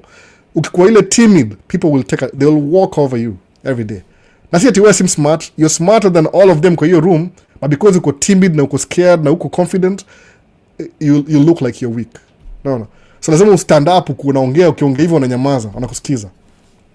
Kama mwoga hivyo. Mwoga na ideas zote ndio hii akili ndogo inatoa wapi hizo information yote? Kama akili yako pia ni the same. Utakuwa na hizo story, yani you have an answer to everything confidently. Naona watu wengi ulaki hiyo. That's why mtu ana embassy, kama umeenda church, umeenda sema okay, mimi kama umeenda kama wewe ni Catholic, if you're Catholic, uende kwa father, uende kuomba forgiveness kwa ile booth. You're so lonely and spirit, alafu unaambia Father, I have sinned against God. So yani unaenda na itangaje nimesahau ile unajinyenyekea. Kuna vitu you can't make it kujinyenyekea, kwa sababu mtu ana time. Kwenda American Embassy, you have 3 to 5 minutes. 3 to 5 minutes to convince you, say this is what I'm going to do in America. Boom. Ukienda confidently prepared, the first 1 or 2 minutes you say the right things, atasahau zile zingine. They won't even get to the sababu ile. What happens ni ile maybe they have 3 questions. Most some example 3 questions. Akulize the first questions, you're not confident enough. Because you're not confident enough, convinced because of your paperwork, but you can't defend yourself. Then they'll move to the second question. Alafu tena ukuwe timid. Then the third question, they'll ukuwe timid. Alafu the fourth and fifth ni ile unaona tu your paperwork inakaa sawa, but your presentation is weak. Waseme, let me give him a chance. The fourth question, drop ball kwa hiyo fourth, hata mtu kwa fifth, atakupatia sijui pink slip ama whatever, ukwambie you can qualify, weak family ties. Because I know this thing, but ni ile confidently inakupatia hiyo kuingia kwa hizo, sababu America watu wanga very confident. Kwa pata msaka confident, hi elbow, abakutumia DM kwa TikTok. Sasa mwanza hi ni ya nini bana? Get to the point, straight up. No.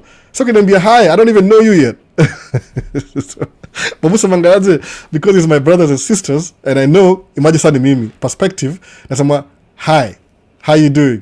Alafu ananiambia well, alafu anaanza story immediately. You don't need to. No. Timid hiyo koloni umefundishwa hivyo mindset. So to the next, mwambie hivyo kama kwa 19, I think it's better kama aanze kusoma Kenya at the same time apply. No. 2 birds with 1 stone. Ingia shule na una apply. So kama mimi nilikuwa nasoma business school, nikapata green card, nika-interrupt your business school. Okay. That's a good thing. Sababu nasemaje, hata nikianguka sianguki back to high school, I have something else yani kama nitongaje ile cautioning, hiyo jina nimesahau. So next ni Generally Michael, ama ni Michael, I think it's Michael. Ni aje albo, niliona mse akidiscourage watu juu ya tracking and doing many jobs. He said the trackers suffer permanent brain pain after 10 years of driving. Utamuliza hivi, kama ndio msaki sema hivyo, umulize who conducted the study? No, who conducted the study? I've been driving truck for 15 years. Do I sound to you like my brain is broken? It's a good question to ask. No. Do I sababu ni statistics? Sababu siku hizi najua hiyo game ya kwenda viral. I know how to do that. Ile tu my intention ile somangaje, maybe I'm spoiled. Somebody samanga albo utaikuwa you'll never chase the YouTube and TikTok and social media money. Kwa nini? Because mu make enough money doing other things besides social media. Sina hiyo interest, vested interest. Kama kuna mse fulani nimesahau jina yake pia. You review makamera, manini. This guy was a producer in Hollywood. So you shoot videos kwa nyumba yake. Naona. You can tell si maskini. Sababu hao yake there's only yeah na wife yake ama girlfriend. The two, but the house is big. Big. You nunua makamera, ananunua kamera zote from the smallest to the biggest. Alafu anazi review. Alafu ana give away. Alafu ananunua wengine. Smallest to the biggest, ana review, ana give away. No. He doesn't even need the YouTube money. Ana need ile attention ile kuambia wase. Imagine. So when you're not motivated by money, auta chase hizi ma short term goals kama kukua viral, sababu viral kitu ita hit sahi alafu idae kesho. Unaona? Longevity ni ile kitu ile 3 years from now if you revisit the thing, it's still valid. Kwa nini? It's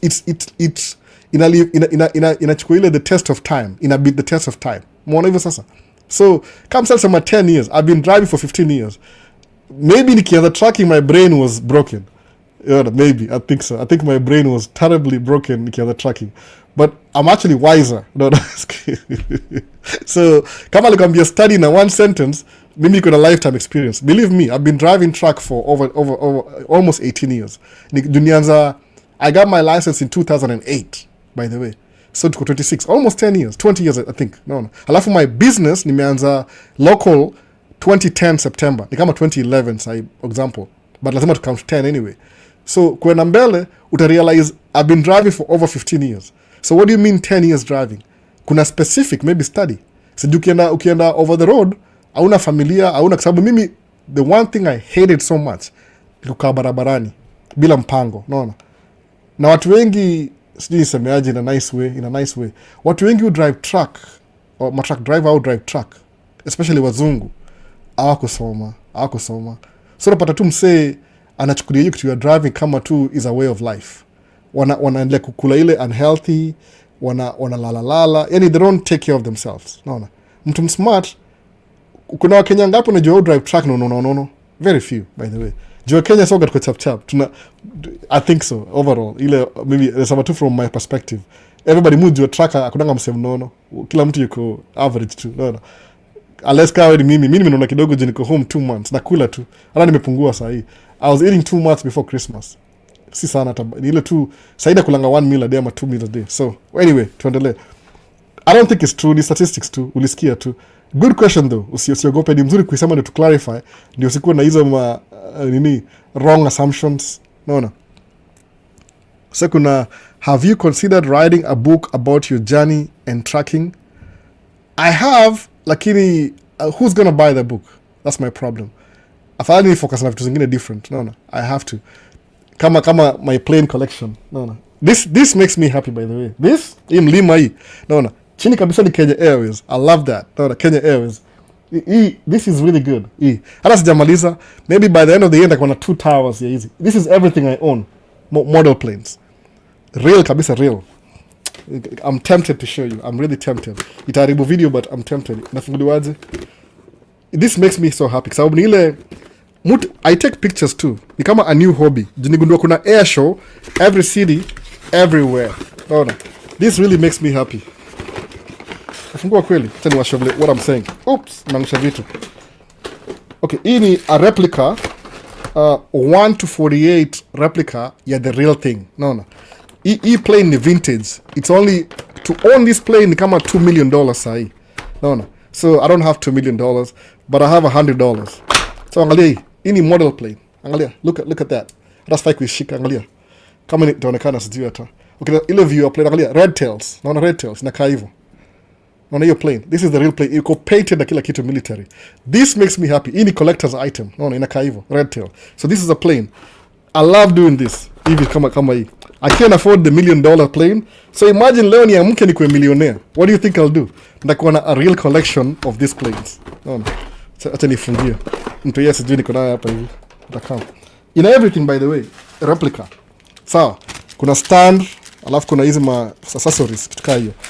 I'll unbox it later on muone nataka demo kama it makes sense. Hata sijui kitakuwa top down camera ama hivi ama I don't even know exactly how I'll do it, but ni ile information ile semaje it ties suppose naongea juu ya P51 alafu I have this model plane.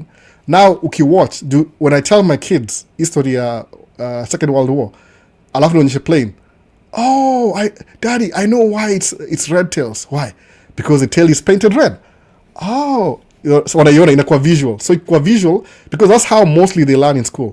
Watu wangu shule yao wako na trip next week. Yani when they touch on something ile ina exist kama tuseme like now they are going to ni sign nini document nimesahau. Situmiwa ile permission you sign it's okay for them to go for the trip. Ukidecline sawa pia but it's good waenda na class yao. So inaitwaje they're going to a bank when they learn about financing. I love that. My kid, my oldest son, next week they're learning about financing. You gotta come explain here how people invest money. Can I be we're going to that next week. My math teacher said, really good. I don't mean the end by the way. Kama niko home the end. I'm just helping with the kids. Aishi kona basi nikaenda. So they're going to learn about financing practically. Wanakufundishwa na mtu a financial something. I don't know where they're going. Kuna mesao jina. I signed for it already last week. So any education in America so practical. Ni musemangaje sisi kuko malicious. It seems like our colony, the script they give their own people is different from the script they give their colonial something. No, it's different. So imagine the reason why Kenya so think that think au kienda shule iko directly proportion to fundishwa theory. No. Alafu na obedience. Hapa hivi nafundishwa ile liberty, how to think na kila kitu. Except siku hizi kuna wasi fulani sijui au watching ma TikTok. Mwisho na TikTok by the way. Yani ni kama scam. Video unapata you can't even musema hivi whenever somebody sends me a message on TikTok. Muangalia profile picture yao. Alafu naangalia page yao yote before ni answer. Ndio nijue who am I talking to. Ukiona ile wimbo ile ma lip sync naona oh my goodness. Sasa samata tu ni answer tu ile hivi. Kama kuna mse fulani ameni message TikTok, I can say that. Nimeangalia TikTok yake, you make my skits. Sawa, ana making my skits. Hata nimesahau jina yake. Very good skits by the way. Very good. Yani he's a good actor.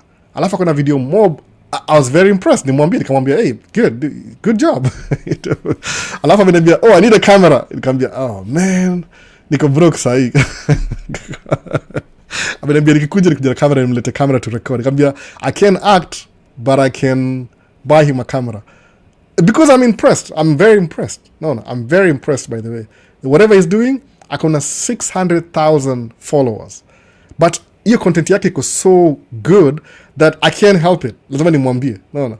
Sababu kama nani watch hata na feel kama sijui semeaje niko beneath because yani you act. So what I'm saying ni hivi, if your kids are going to school in Kenya, system ya Kenya, whatever they call extracurricular activities kama drama, play, speech, those things make more money in America than in Kenya. In Kenya lazima mtu ai-create. Kama sasa mwana Kenya kumekuwa na so many podcasts. Naona. Alafu nimegundua wasana do podcast Kenya, they are cheating. They are cheating by the way. Everybody is cheating. I understand why. Naona. Kwa sababu they seem to know something that not everybody else does. Tashindo, how come e-podcast is so successful hivyo? What are they doing? Alafu na investigate sana. Napata most of these guys who do podcasts wanafanya kazi radio station. Come on. No, that's cheating. Naona. Kwa kama albo, naona. Self-created. Na nunua camera na make pictures juu na kaaje. Kama sahi leo nimemeki kitu in less than 30 minutes. Naona. Hii kitambaa tu. In 30 minutes. Hata si accurately. I'm taking my chances. Hata camera. Nimeadjust kitu sijui how many times. Nimeweka light hapa, nikaweka light hapa. I don't even know how it looks like. Naona baadaye. Nasema tu bora tu content itoke leo. Niko na live Q&A. TikTok imekataa, so too bad for TikTok. Imekataa kabisa. Lazima niangalie imeupdate alafu ikachanganisha kila kitu. But ni ile semaje, take vitu practical seriously. Juu kama hii weekend kulikuwa na podcast moja inaitwa nani? Ni Kisiangani podcast. Nimeona kwa Iko Nini podcast. Nika watch itwaje? I see 24-hour something podcast. Ni ile niko nafikiri I thought it was going to be interactive. Haikuwa interactive, ilikuwa tu ana bring my guest over. Sasa kauliza I would love to talk to that guy sababu nakali kama pia kuna experience ya radio. No. Mimi I don't have anything by the way. I wing it. If it looks professional ni practice. Ni practice by the way. No. Kama leo plug in microphone directly kwa computer. No, ni microphone. The last time to be a microphone niko nini 2 years ago. No. This is the simplest format niko naye. Because niko mbele ya table hapa hivi I don't know what to do. Lakini hawa wase wengi iko nini podcast na ni mwaf amekuwa radio. So they know something extra. No. So meaning hata mimi let me invite you to the whole day. I don't even know why. Acha nizitoe kidogo. Acha tuziko comfortable. So ni hivi nimesemaje these guys seem to know something more than everybody else. Kumona doing radio station. So kama ile proximity kwa how people present, you can transfer that to your own personal thing, which is a good thing by the way. Kwa nini? Kwa sababu sahi there's a culture in kukuza. Kwa sababu hizi vitu si hard by the way. Most of these extracurricular activities, the more you do it, the better you become at it. I hope wasewa watata kudu TikTok ile ku lip sync na ku dance. I understand that's what TikTok wants you to do, but hiyo si nini, ongea na wase kwa ile confident. Kama ni madem naelewa wako marketing, they're looking for an American husband. Naelewa wako marketing. Machali maze wacha na hiyo story bana. Wacha na hiyo story. Ama pia kama unatafuta sawa pia. Ongea juu ya kitu. Sema hata do commentary.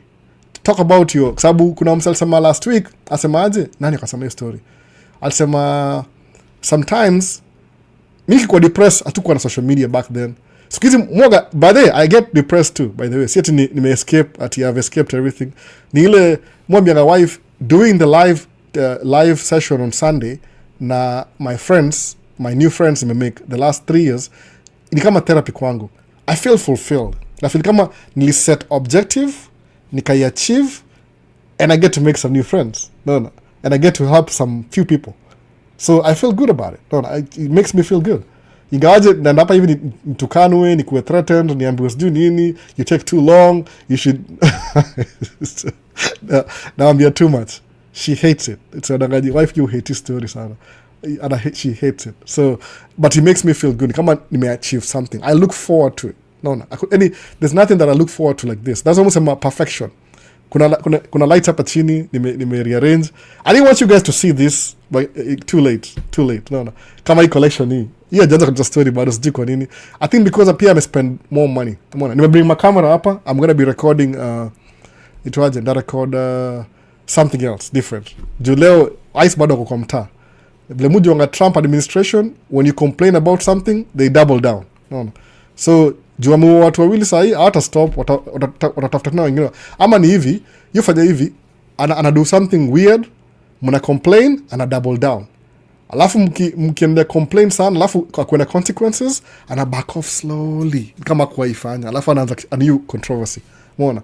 Mbona usumbuwa sasa kichwa hivyo kama yani we are all going through itongaje up and down whatever he feels like. Akisema leo ni hivi, leo nimeban 73 countries from the world. Kesho amke nimeallow 50. Nimeongeza 150. Tariff ni 100%. 25 kesho. No, oh my God. Is that really leadership? I don't know. Is that really leadership? Roller coaster. No. Ni kama tuko part of ya itongaje ile Kardashians. Itongaje historia. Ni kama tuko kwa what do you call this man? Reality TV ya mtu fulani. No. We are part of the ubani ile it affects us in real life. Anyway, Q&A. Have you considered writing a book? Okay, nishamaliza hiyo. Inasahau. Lani kwa nini? So, hey boss. Mini boss kweli, acha story mob wewe. Mimi si boss. Hizo mashini za DJ siku utachoka uniwekee nitanunua. Zika hapa nyuma, nimezi hide. I didn't want to distract people. Zika hapa nyuma by the way, DJ. Ni ile once you start doing video, inakuwa hard kudu DJ. Kwa sababu DJ ni kitu kwa every extracurricular hobby thing takes time. It takes time kuibuild. So, sai DJ si priority. I'm still learning how to use kama camera. Yani more na difficulty. Kama when I take pictures sometimes, napata zimekuwa mbaya. I feel bad about it. So nenda na watch video nasema okay, nenda na attend hizi ma seminar pia. kuna hizi manini hizi sijui kama mko na Kenya, sijui kama iko, unapata kama kuna duka inauzanga makamera, kama tuseme a camera store kama BNH every once a month or so awagana forum flani they invite a professional photographer akuja give speech, alafu kuna Q&A session. Sometimes yoga live. I can't travel to New York every day, but believe me, if I wasn't driving truck and I had money, those are the kind of places I'd be going to just for fun. But there's nothing as good as traveling. Sikudanganya, by the way. I used to do that before. There's nothing as good as traveling. Ukitaka kumaliza depression yako, start traveling one. Oh my goodness, every move ni adventure. Every move ni adventure. Mimi nimetravel, musemanga hivi, my history ya kutravel ni hivi. The first time ni travel, sikuwa na ile situation awareness. I was leaving Kenya to the United States. Hiyo sikuwa na choice, hata kwenye maji kidogo. Nimeka over 2 hours. Oh my goodness. I'm in trouble. So the first time ni travel ni hivi. Ni travel from Nairobi 11:45 p.m. on Sunday to Amsterdam. Ilikuwa kama almost 9 hours, 8.5, 8:45 plus minus. Nikaland. Kakuwa na 6 hours layover. Alafu nika travel from Amsterdam to Minneapolis St. Paul. Kaingia hapa kama 1 hivi. But then your plane, your route, ina exist paka leo. Paka leo your route ina exist paka leo. So that's my first travel. Sikuwa enjoy sana. Nikuwa nervous, nikuwa first time in a plane. I don't know where I'm heading to. It's a new place. Niko na anxiety, all this crazy stuff. Sikuwa travel. The second time nilipanda ndege, I was going to Seattle, Washington. Seattle, Washington. No, kwa Wasaper headquarters. Seattle. So, sio Saper, but ile Seattle, mostly. Mkenya Marekani. Anyway, so, kwenda Seattle, nilipanda Boeing 757. Now I know what it is. Kwa nini? Because the first time I'm still debating. Kutoka Kenya ni kama nilipanda, all my life they panda Airbus. I don't think shape panda Airbus. I don't think so, by the way. I've never, ever been on an Airbus plane. Ever. Move flying a Boeing all the time. I don't even know, coincidence. So nikatoka, according to my calculations, knowing what I know now that I didn't know then, kutoka Kenya mpaka Amsterdam nilipanda Boeing 757-400. I know my planes, by the way. I know all my planes. I know everything now. That's how crazy my mind is. Kutoka Amsterdam mpaka Minneapolis nilipanda Boeing 767-300. I don't think ilikuwa ER. ER ni extended range. But ilikuwa Boeing, I remember quite well. Ilikuwa very old plane, kama 3 ya kuenda 44. Yani KLM ilikuwa very comfortable, brand new. Europeans take their things seriously. American, oh my goodness. Kickoff ilikuwa vitu zina shake. Shindo. Ini America kwani tunaenda ghetto nini? So even ndio dini yangu nilipanda 747-400, nikapanda 767-300. Kuja hapa Minneapolis kuenda Seattle for the first time, ile local flight hivi, nikapanda 757-300. Naona hiyo nini? Kurudi na 737 maybe -400 kitu kama hiyo. 700 wali change new generation. Alafu nikaenda Miami, Orlando na Southwest ilikuwa 737-800. Nikarudi na 737-800 kurudi hapa hivi. So I've never traveled na ndege anytime before, but nime drive. Naona driving is really fun because every mile it's a new thing. No, una learn as you go. So there's nothing as good as traveling. Ina ease your mind. So kuja America hapa hivi alafu ukuwe na stress. Just travel. Simple. Meaning you need to make more money. No. If you're making enough, save some money, put some money on the side, ya ku relieve stress. No. Self-care. And Mexico. No. Mimi tu nile, the only thing that prevents me from traveling sahi, kuna 2 aspects. Do you want me to be honest? Number 1 ni hivi.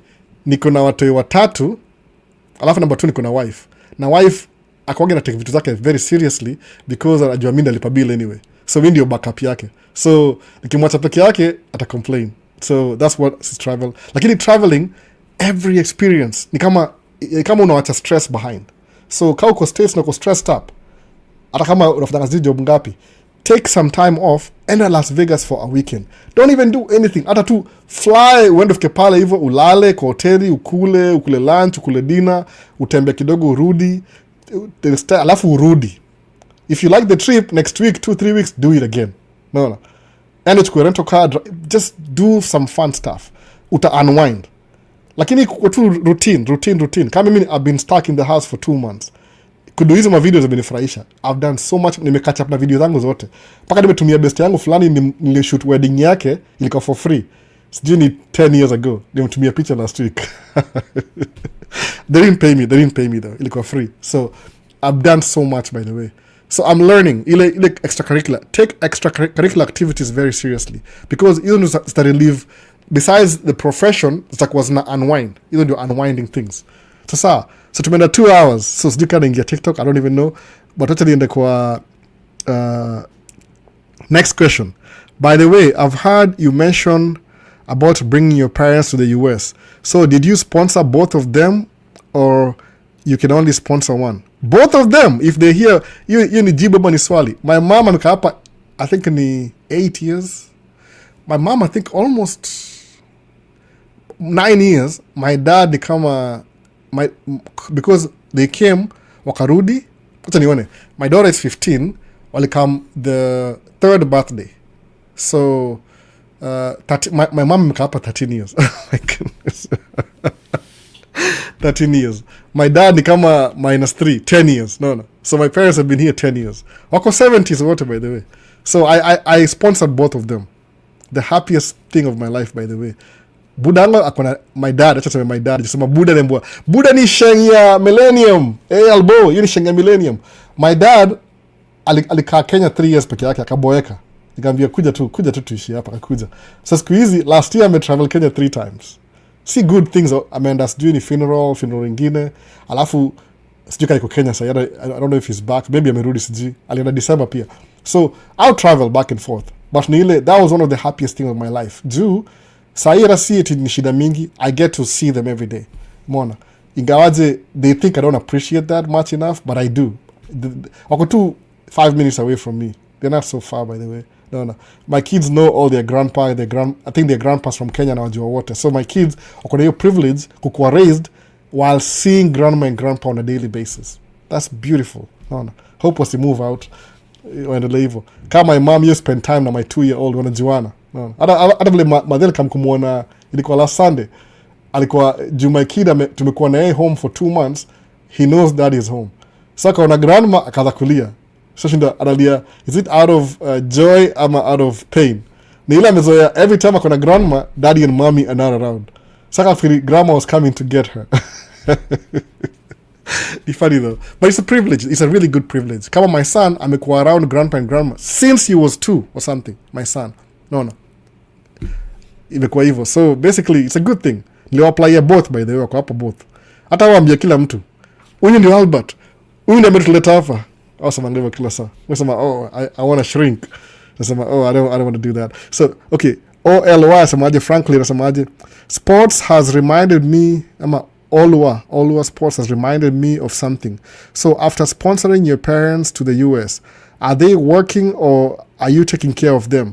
If they are working, uliwatafutia job ama? AMC. America is very simple. If you have a social security number, na uko na ID, you get your own job. My mom, in the beginning, tuko na maplaya job ya Walmart. The first job ilikuwa Walmart. Ile cashier. Ile very easy, whatever. So, tulimsaidia kuapply. Actually, my wife did. Once akapata hiyo job, she knows. This job ni ile, once umeland job, to this day, my mom, yufanya customer service. Target. Walmart, kuna Walmart. Hizi ni kama stores. Hizi ma supermarket. Chain supermarket, nationwide. Target. Ito nga Target.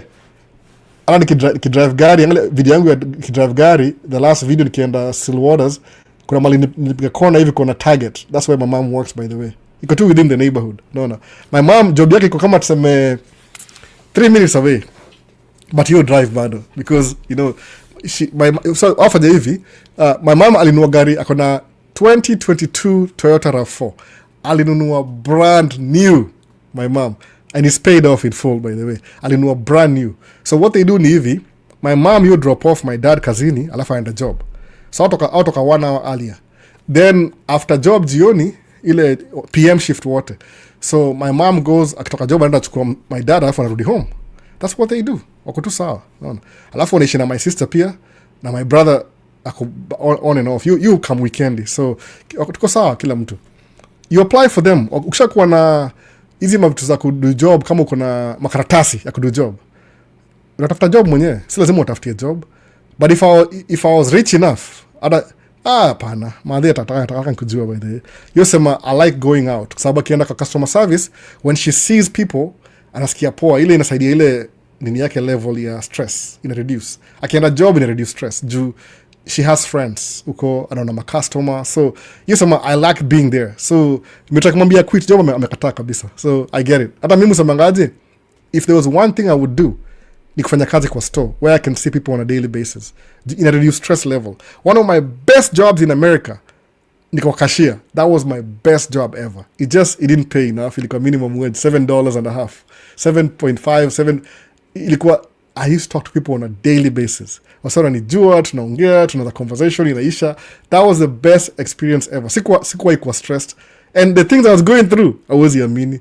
Nikuwa broke, sina do, but every time I go to work, na feel kama kuna ile purpose as a new person. Tracking ni very stressful by the way, juko peke yako, but uko na do, so lazima utafute, yani live and take. Utakuwa na you'll have money but no life, or you'll have life but no money, so lazima utafute equilibrium. No, how to put that together. Nimeka sana by the way, but I appreciate sana mmepatia, those are really good questions. Unawafailia by the way, once mko na social security na uko na ID na 2 forms of ID na uko na green card, hata tafuta tu job mwenyewe. Anything you want, you can do anything you want. Siku hizo tu do Uber. Uber ni ile una sign up na app, alafu you use your own car, personal car, and you're good to go. Sawa, Franklin. So tamaliza live, wasiende kulala bana. Imekuwa late sana. Nataka kudu TikTok baadaye, kesho sijui imekataa. Hii nime update app nini? Imekataa kuwork vile nataka kuwork. So kuna hello bro, nani huyu? Wondering with justice. KMTC, yeah. So Lilibeth, wacha mtu yeye aende KFTC aanze nursing, alafu at the same time while he's doing that apply kwenda States. Sijui ka pesa iko, sijui, but ni ile 2 birds with 1 stone. Ndio hata akienda embassy yenye visa, she's still in school. Watu sa kufanya hivyo by the way. It might be expensive sai, it might be anything, but believe me, knowing what I know now, sometimes it's good to approach vitu kama hizo na 2 fronts. Ile ulikuwa high school, ukaingia college, ukanatafuta embassy F1. Ukimiss, you're still in college. Uja lose anything. Kuliko umepose life yako, umeka all your eggs kwenda American embassy. Uende pale unyimwe visa, now you're discouraged, you're stressed up, you don't know what to do.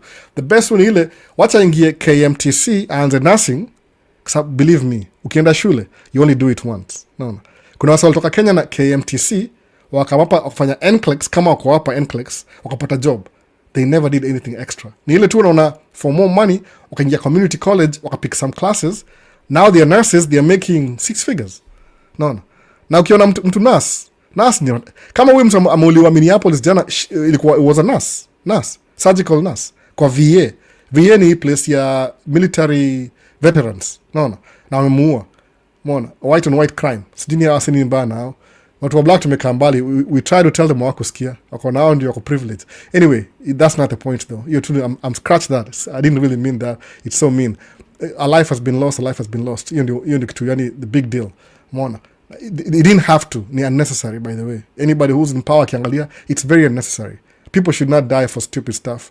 Anyway, ndio hiyo. So, kufanya hivi, suppose before uende kutafuta embassy, start doing, sababu ukienda embassy nyimwe visa, minisha nyimwe visa 3 times. It's very discouraging. So, hata kama ina waste pesa, these are your kids. No, I do anything for my kids anyway. Najua mwongea vitu zinakaa wild and weird, but please, believe me, most of my experiences ni real experiences. Wacha mtu hiyo ingie KMTC aanze nursing. At the same time, una apply ya kwenda embassy. Alafu usemeaje step by step. What do you need kwenda US? Mwambie tafute scholarship. Naona scholarship. Juu kuna wasoni ambia, albo, hebu nisaidie na hii. Alafu kusaidia unapata the way I'm thinking and the way they are thinking, I'm 10 steps ahead. Sababu naambia, umefanya hii, sijafanya, anashindwa, oh my goodness. It's like you're asking me to spoon feed you. After ambia mse, skiza, I don't have time, I have my own kids. But nasema okay, nasema wacha nikuwe na live ingine. Nikiwa na live ingine ni explain that situation, I'll watch you. Then 2 weeks they start asking me the same questions again. Albo ni alafu kuna wengine wako tu contraire. Contraire ni ile whatever Albert says, they say the opposite just for fun, for the sake of being opposite. So msemanga hivi, wacha mtu yeye ingie KMTC anze nursing at the same time umapply kwenda America at the same time. No. Whichever comes first. 2 birds, 1 stone. These are your kids. Uweni Lilibeth, imesema your daughter. Believe me, your daughter can make it, ama kuja kusoma, ni daughter ama ni nini, sijui. Tudangalie, confirm. No. I wish ungeongea mama yangu. My mom's dream was always to move to America. My mom's dreams. Saka ona, if one of my kids akienda America, I'll come to America. So my sister alikuja hapa America. Kusoma pia, alikam kama ilikuwa sijui ni health, nimesahau degree, alikam masters though. My sister amesomea India. Akuja the way she came to America, we have no idea. Because alikuwa India for 4 years, alilearn survival tactics. So she's very self-driven, my sister, my older sister. I'm Jai meet, but my older sister. So what happens ni ila kuja hapa States, nobody was aware. Alafu saa mimi nikakam na green card. Nikampata hapa. Kuja hapa kapata, she's been here for like a couple of years. She didn't even know stuff. Alikuwa tunajua mambo ya chuo, alikuwa limited, anaishi chuo, kila kitu. So the mimi kuja hapa hivi, nilibring kina madhe hapa. Naona. Sisis. Jisiza kwa pia lazima I figure out. Ile mambo ya timidness, ile ndio unafundishwa na kila kitu. Survival tactics. Ni msema aje, hata kama ni expensive, if your kid desires to get university kuja America, useme tu we are putting all our eggs na America. Wacha ingie shule and soma KMTC nursing, akigraduate amegraduate. Seti hata kama America uanzie from scratch, they will take whatever she learned, ile wafanye prerequisites fulani hivi kidogo, maybe 1 year, wampatie license. Jumtu ipo license ya nursing, alafu aendelee. Lilibeth, when your daughter, ama ni daughter, becomes a nurse, the second year uko hapa States. No. Utakam wambie, Albo likuwa right. No. She'll bring you over. Hata kama anaolewa, it doesn't matter. She'll bring you over. Kwa nini? Utakuja hapa. Your kid. So utamuinvest here. That investment, he pays off. No. Musemanga, I don't know what's going to happen to my kids. I don't really care, by the way. One of my kids, kama anapenda mambo ya arts. So, photography. Okay, to me, as a Kenyan man, naona, that's a waste of time. Najikumbusha, wait a minute. Hiyo argument yangu, when I tell them, it sounds ridiculous. Wow. Daddy, what do you mean? You do YouTube. Yeah, you're right. How much money do you make from YouTube? Okay. You know, that's my Kenyan. I'm so sorry. No. Sababu, you never know what your kids are going to be, by the way. But, it doesn't matter. Musa mangaje, if my kids are millionaire, me, I don't care. I'm just acting like they're still my kids that need my help. So I'm going to do things in my part. I'm going to open an investment account for you. Where? What does that mean? You know what? We have this trip. That's good. I'll explain more after the trip. So I'm going to learn about investment. Sai, now I'm 11 years old. 11 or 12, 11 and a half or something. So imagine what I'm going to do ni ile nafungulia investment account my kids. Whether they know it or they don't, I don't care. Nafungulia tu bado. I'll do my part.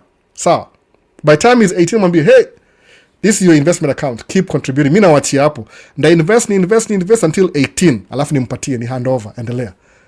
At the same time, nafungua trust. Nieke jina yao kama familia. Yani, I'll do the things that nime discover rich people do in America. Unaona, unafungua trust, unakuwa na assets, unakuwa na life insurance, vitu zote ile. Ile, mimi, ukini-erase kwa hii life saa hii ni kwa deleted. Life yao inaendelea. Watani miss, but financially watakuwa na ile a framework itawasaidia kuenda mbele. So Lilibeth, I'm telling you the truth.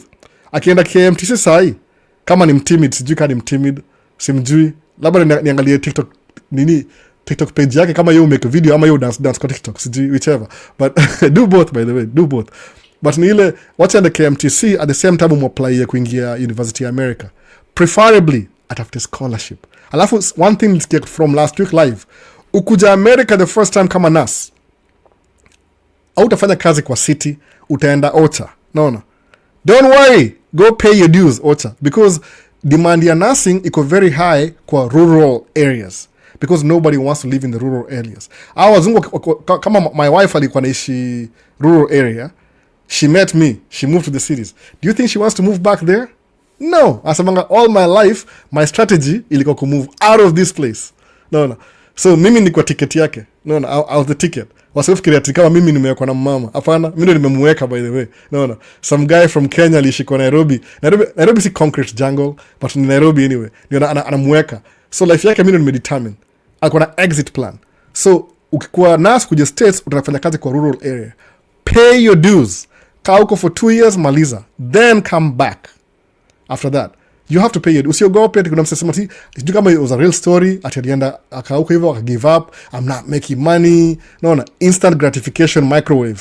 Ding! Chakula imekuwa in 1 minute. No, pay your dues. Ni process by the way. The good things that are valuable in life, na repeat tena, they are hard to come by. Si rahisi hivyo unafikiria. They are hard to come by. So, please, hivyo. So, KMTC. Na malza live bana, nimekaa hapa 2 hours, karibu nikamkutafutwa. Saa ngapi sasa hii? 4 minutes. So next ni gani? Kuna Milk Dad. Sijui namaanisha nini Milk Dad, but anyway, inakaa funny though. Sijui namaanisha nini February. Thank you for the info, Lilybeth. Yeah, do that by the way. Usimpatie break. Kanyaga hiyo, pedal to the metal. No. Kuna Moon Princess. Hakuna hata kuna swali, labda ni msea elewi Kiswahili. No. Live yangu kwa everywhere. So good night bro, Wesley Tanui. Sasa good night. It's great to hear from you. We shall meet one day. Of course, let's meet one day. Wesley Tanui. Hii face na kafamilia nishakuona before. Ulikuwa hapa kitambo ukaenda. I think so. Sasa sasa ni live basi. Kama ulikuwa so TikTok wamemiss, labda watu wana recording. Hata uwezi record the whole video TikTok anyway. But nda post command cave talk live. No. Nda postia maybe Friday next week nikishai edit. Hata ni kamera mpya sijui na editaje. Anyway. So tunaona baadaye basi said, okay, Wesley Samanindi, the last word. Good things are valuable. The good things that are valuable in life are hard to come by. That's true, by the way. You know, the boring things will make you more money. The good things are hard to come by. So when something is too easy, be suspicious. No. Unless come mimi, if I buy a new truck, say ni drive truck, brand new, 310,000, I already have another truck. So kitu yani experience. I have the experience already. Itakuwa easier kwangu. Kwa nini? Because I've already built my foundation. Kujenga hao foundation ndio the hardest thing to do. If you get your foundation right, kwenda juu inakuwa easier. No. Juu it's all the way up. No. I'm all the way up. Nothing can stop me. I'm all the way up. Kitika hiyo sasa. So ndio. Ngoma that's doing ngoma nani hiyo. Naimba tu copyright. Hey, YouTube lords, please don't naimba tu. Sasa acha nimaze live sai. Naangalia TikTok nafanya nini sijui, I don't know, but anyway tajua tu. Hata why am I mentioning that? Hata wajui tuko secret meeting hapa YouTube. No. We'll see you in the next one basi. Niambie kama what do you think of the studio? Ni badilisha ama maybe microphone sijui imekaa nimeswitch haraka. And if you want to see my model planes, ni hii collection hapa. No. Niko na everything. Niko na Boeing na Airbus. Niko na everything hapa hivi. Kuna American Airlines, JetBlue, hapa ni gani, United, Allegiant, Southwest, American Airlines, Alaska, Delta, Sun Country, everything zika hapa hivyo. No. End of phrase video utaziona. I'll do a review one by one the whole year. No. But they said kuna 2 towers. That's all everything. Niko na Kenya Airways iko pale chini kabisa. Ndawa show though. I don't know how to do the video. I'll try. Maybe na try leo jioni. Let me go check on the kids haraka. Nijue nipewa msomo kidogo. Alafu tumalize siku. No. I have to pay for this. So I say, baadaye basi. See you in the next one. Peace. I'm out.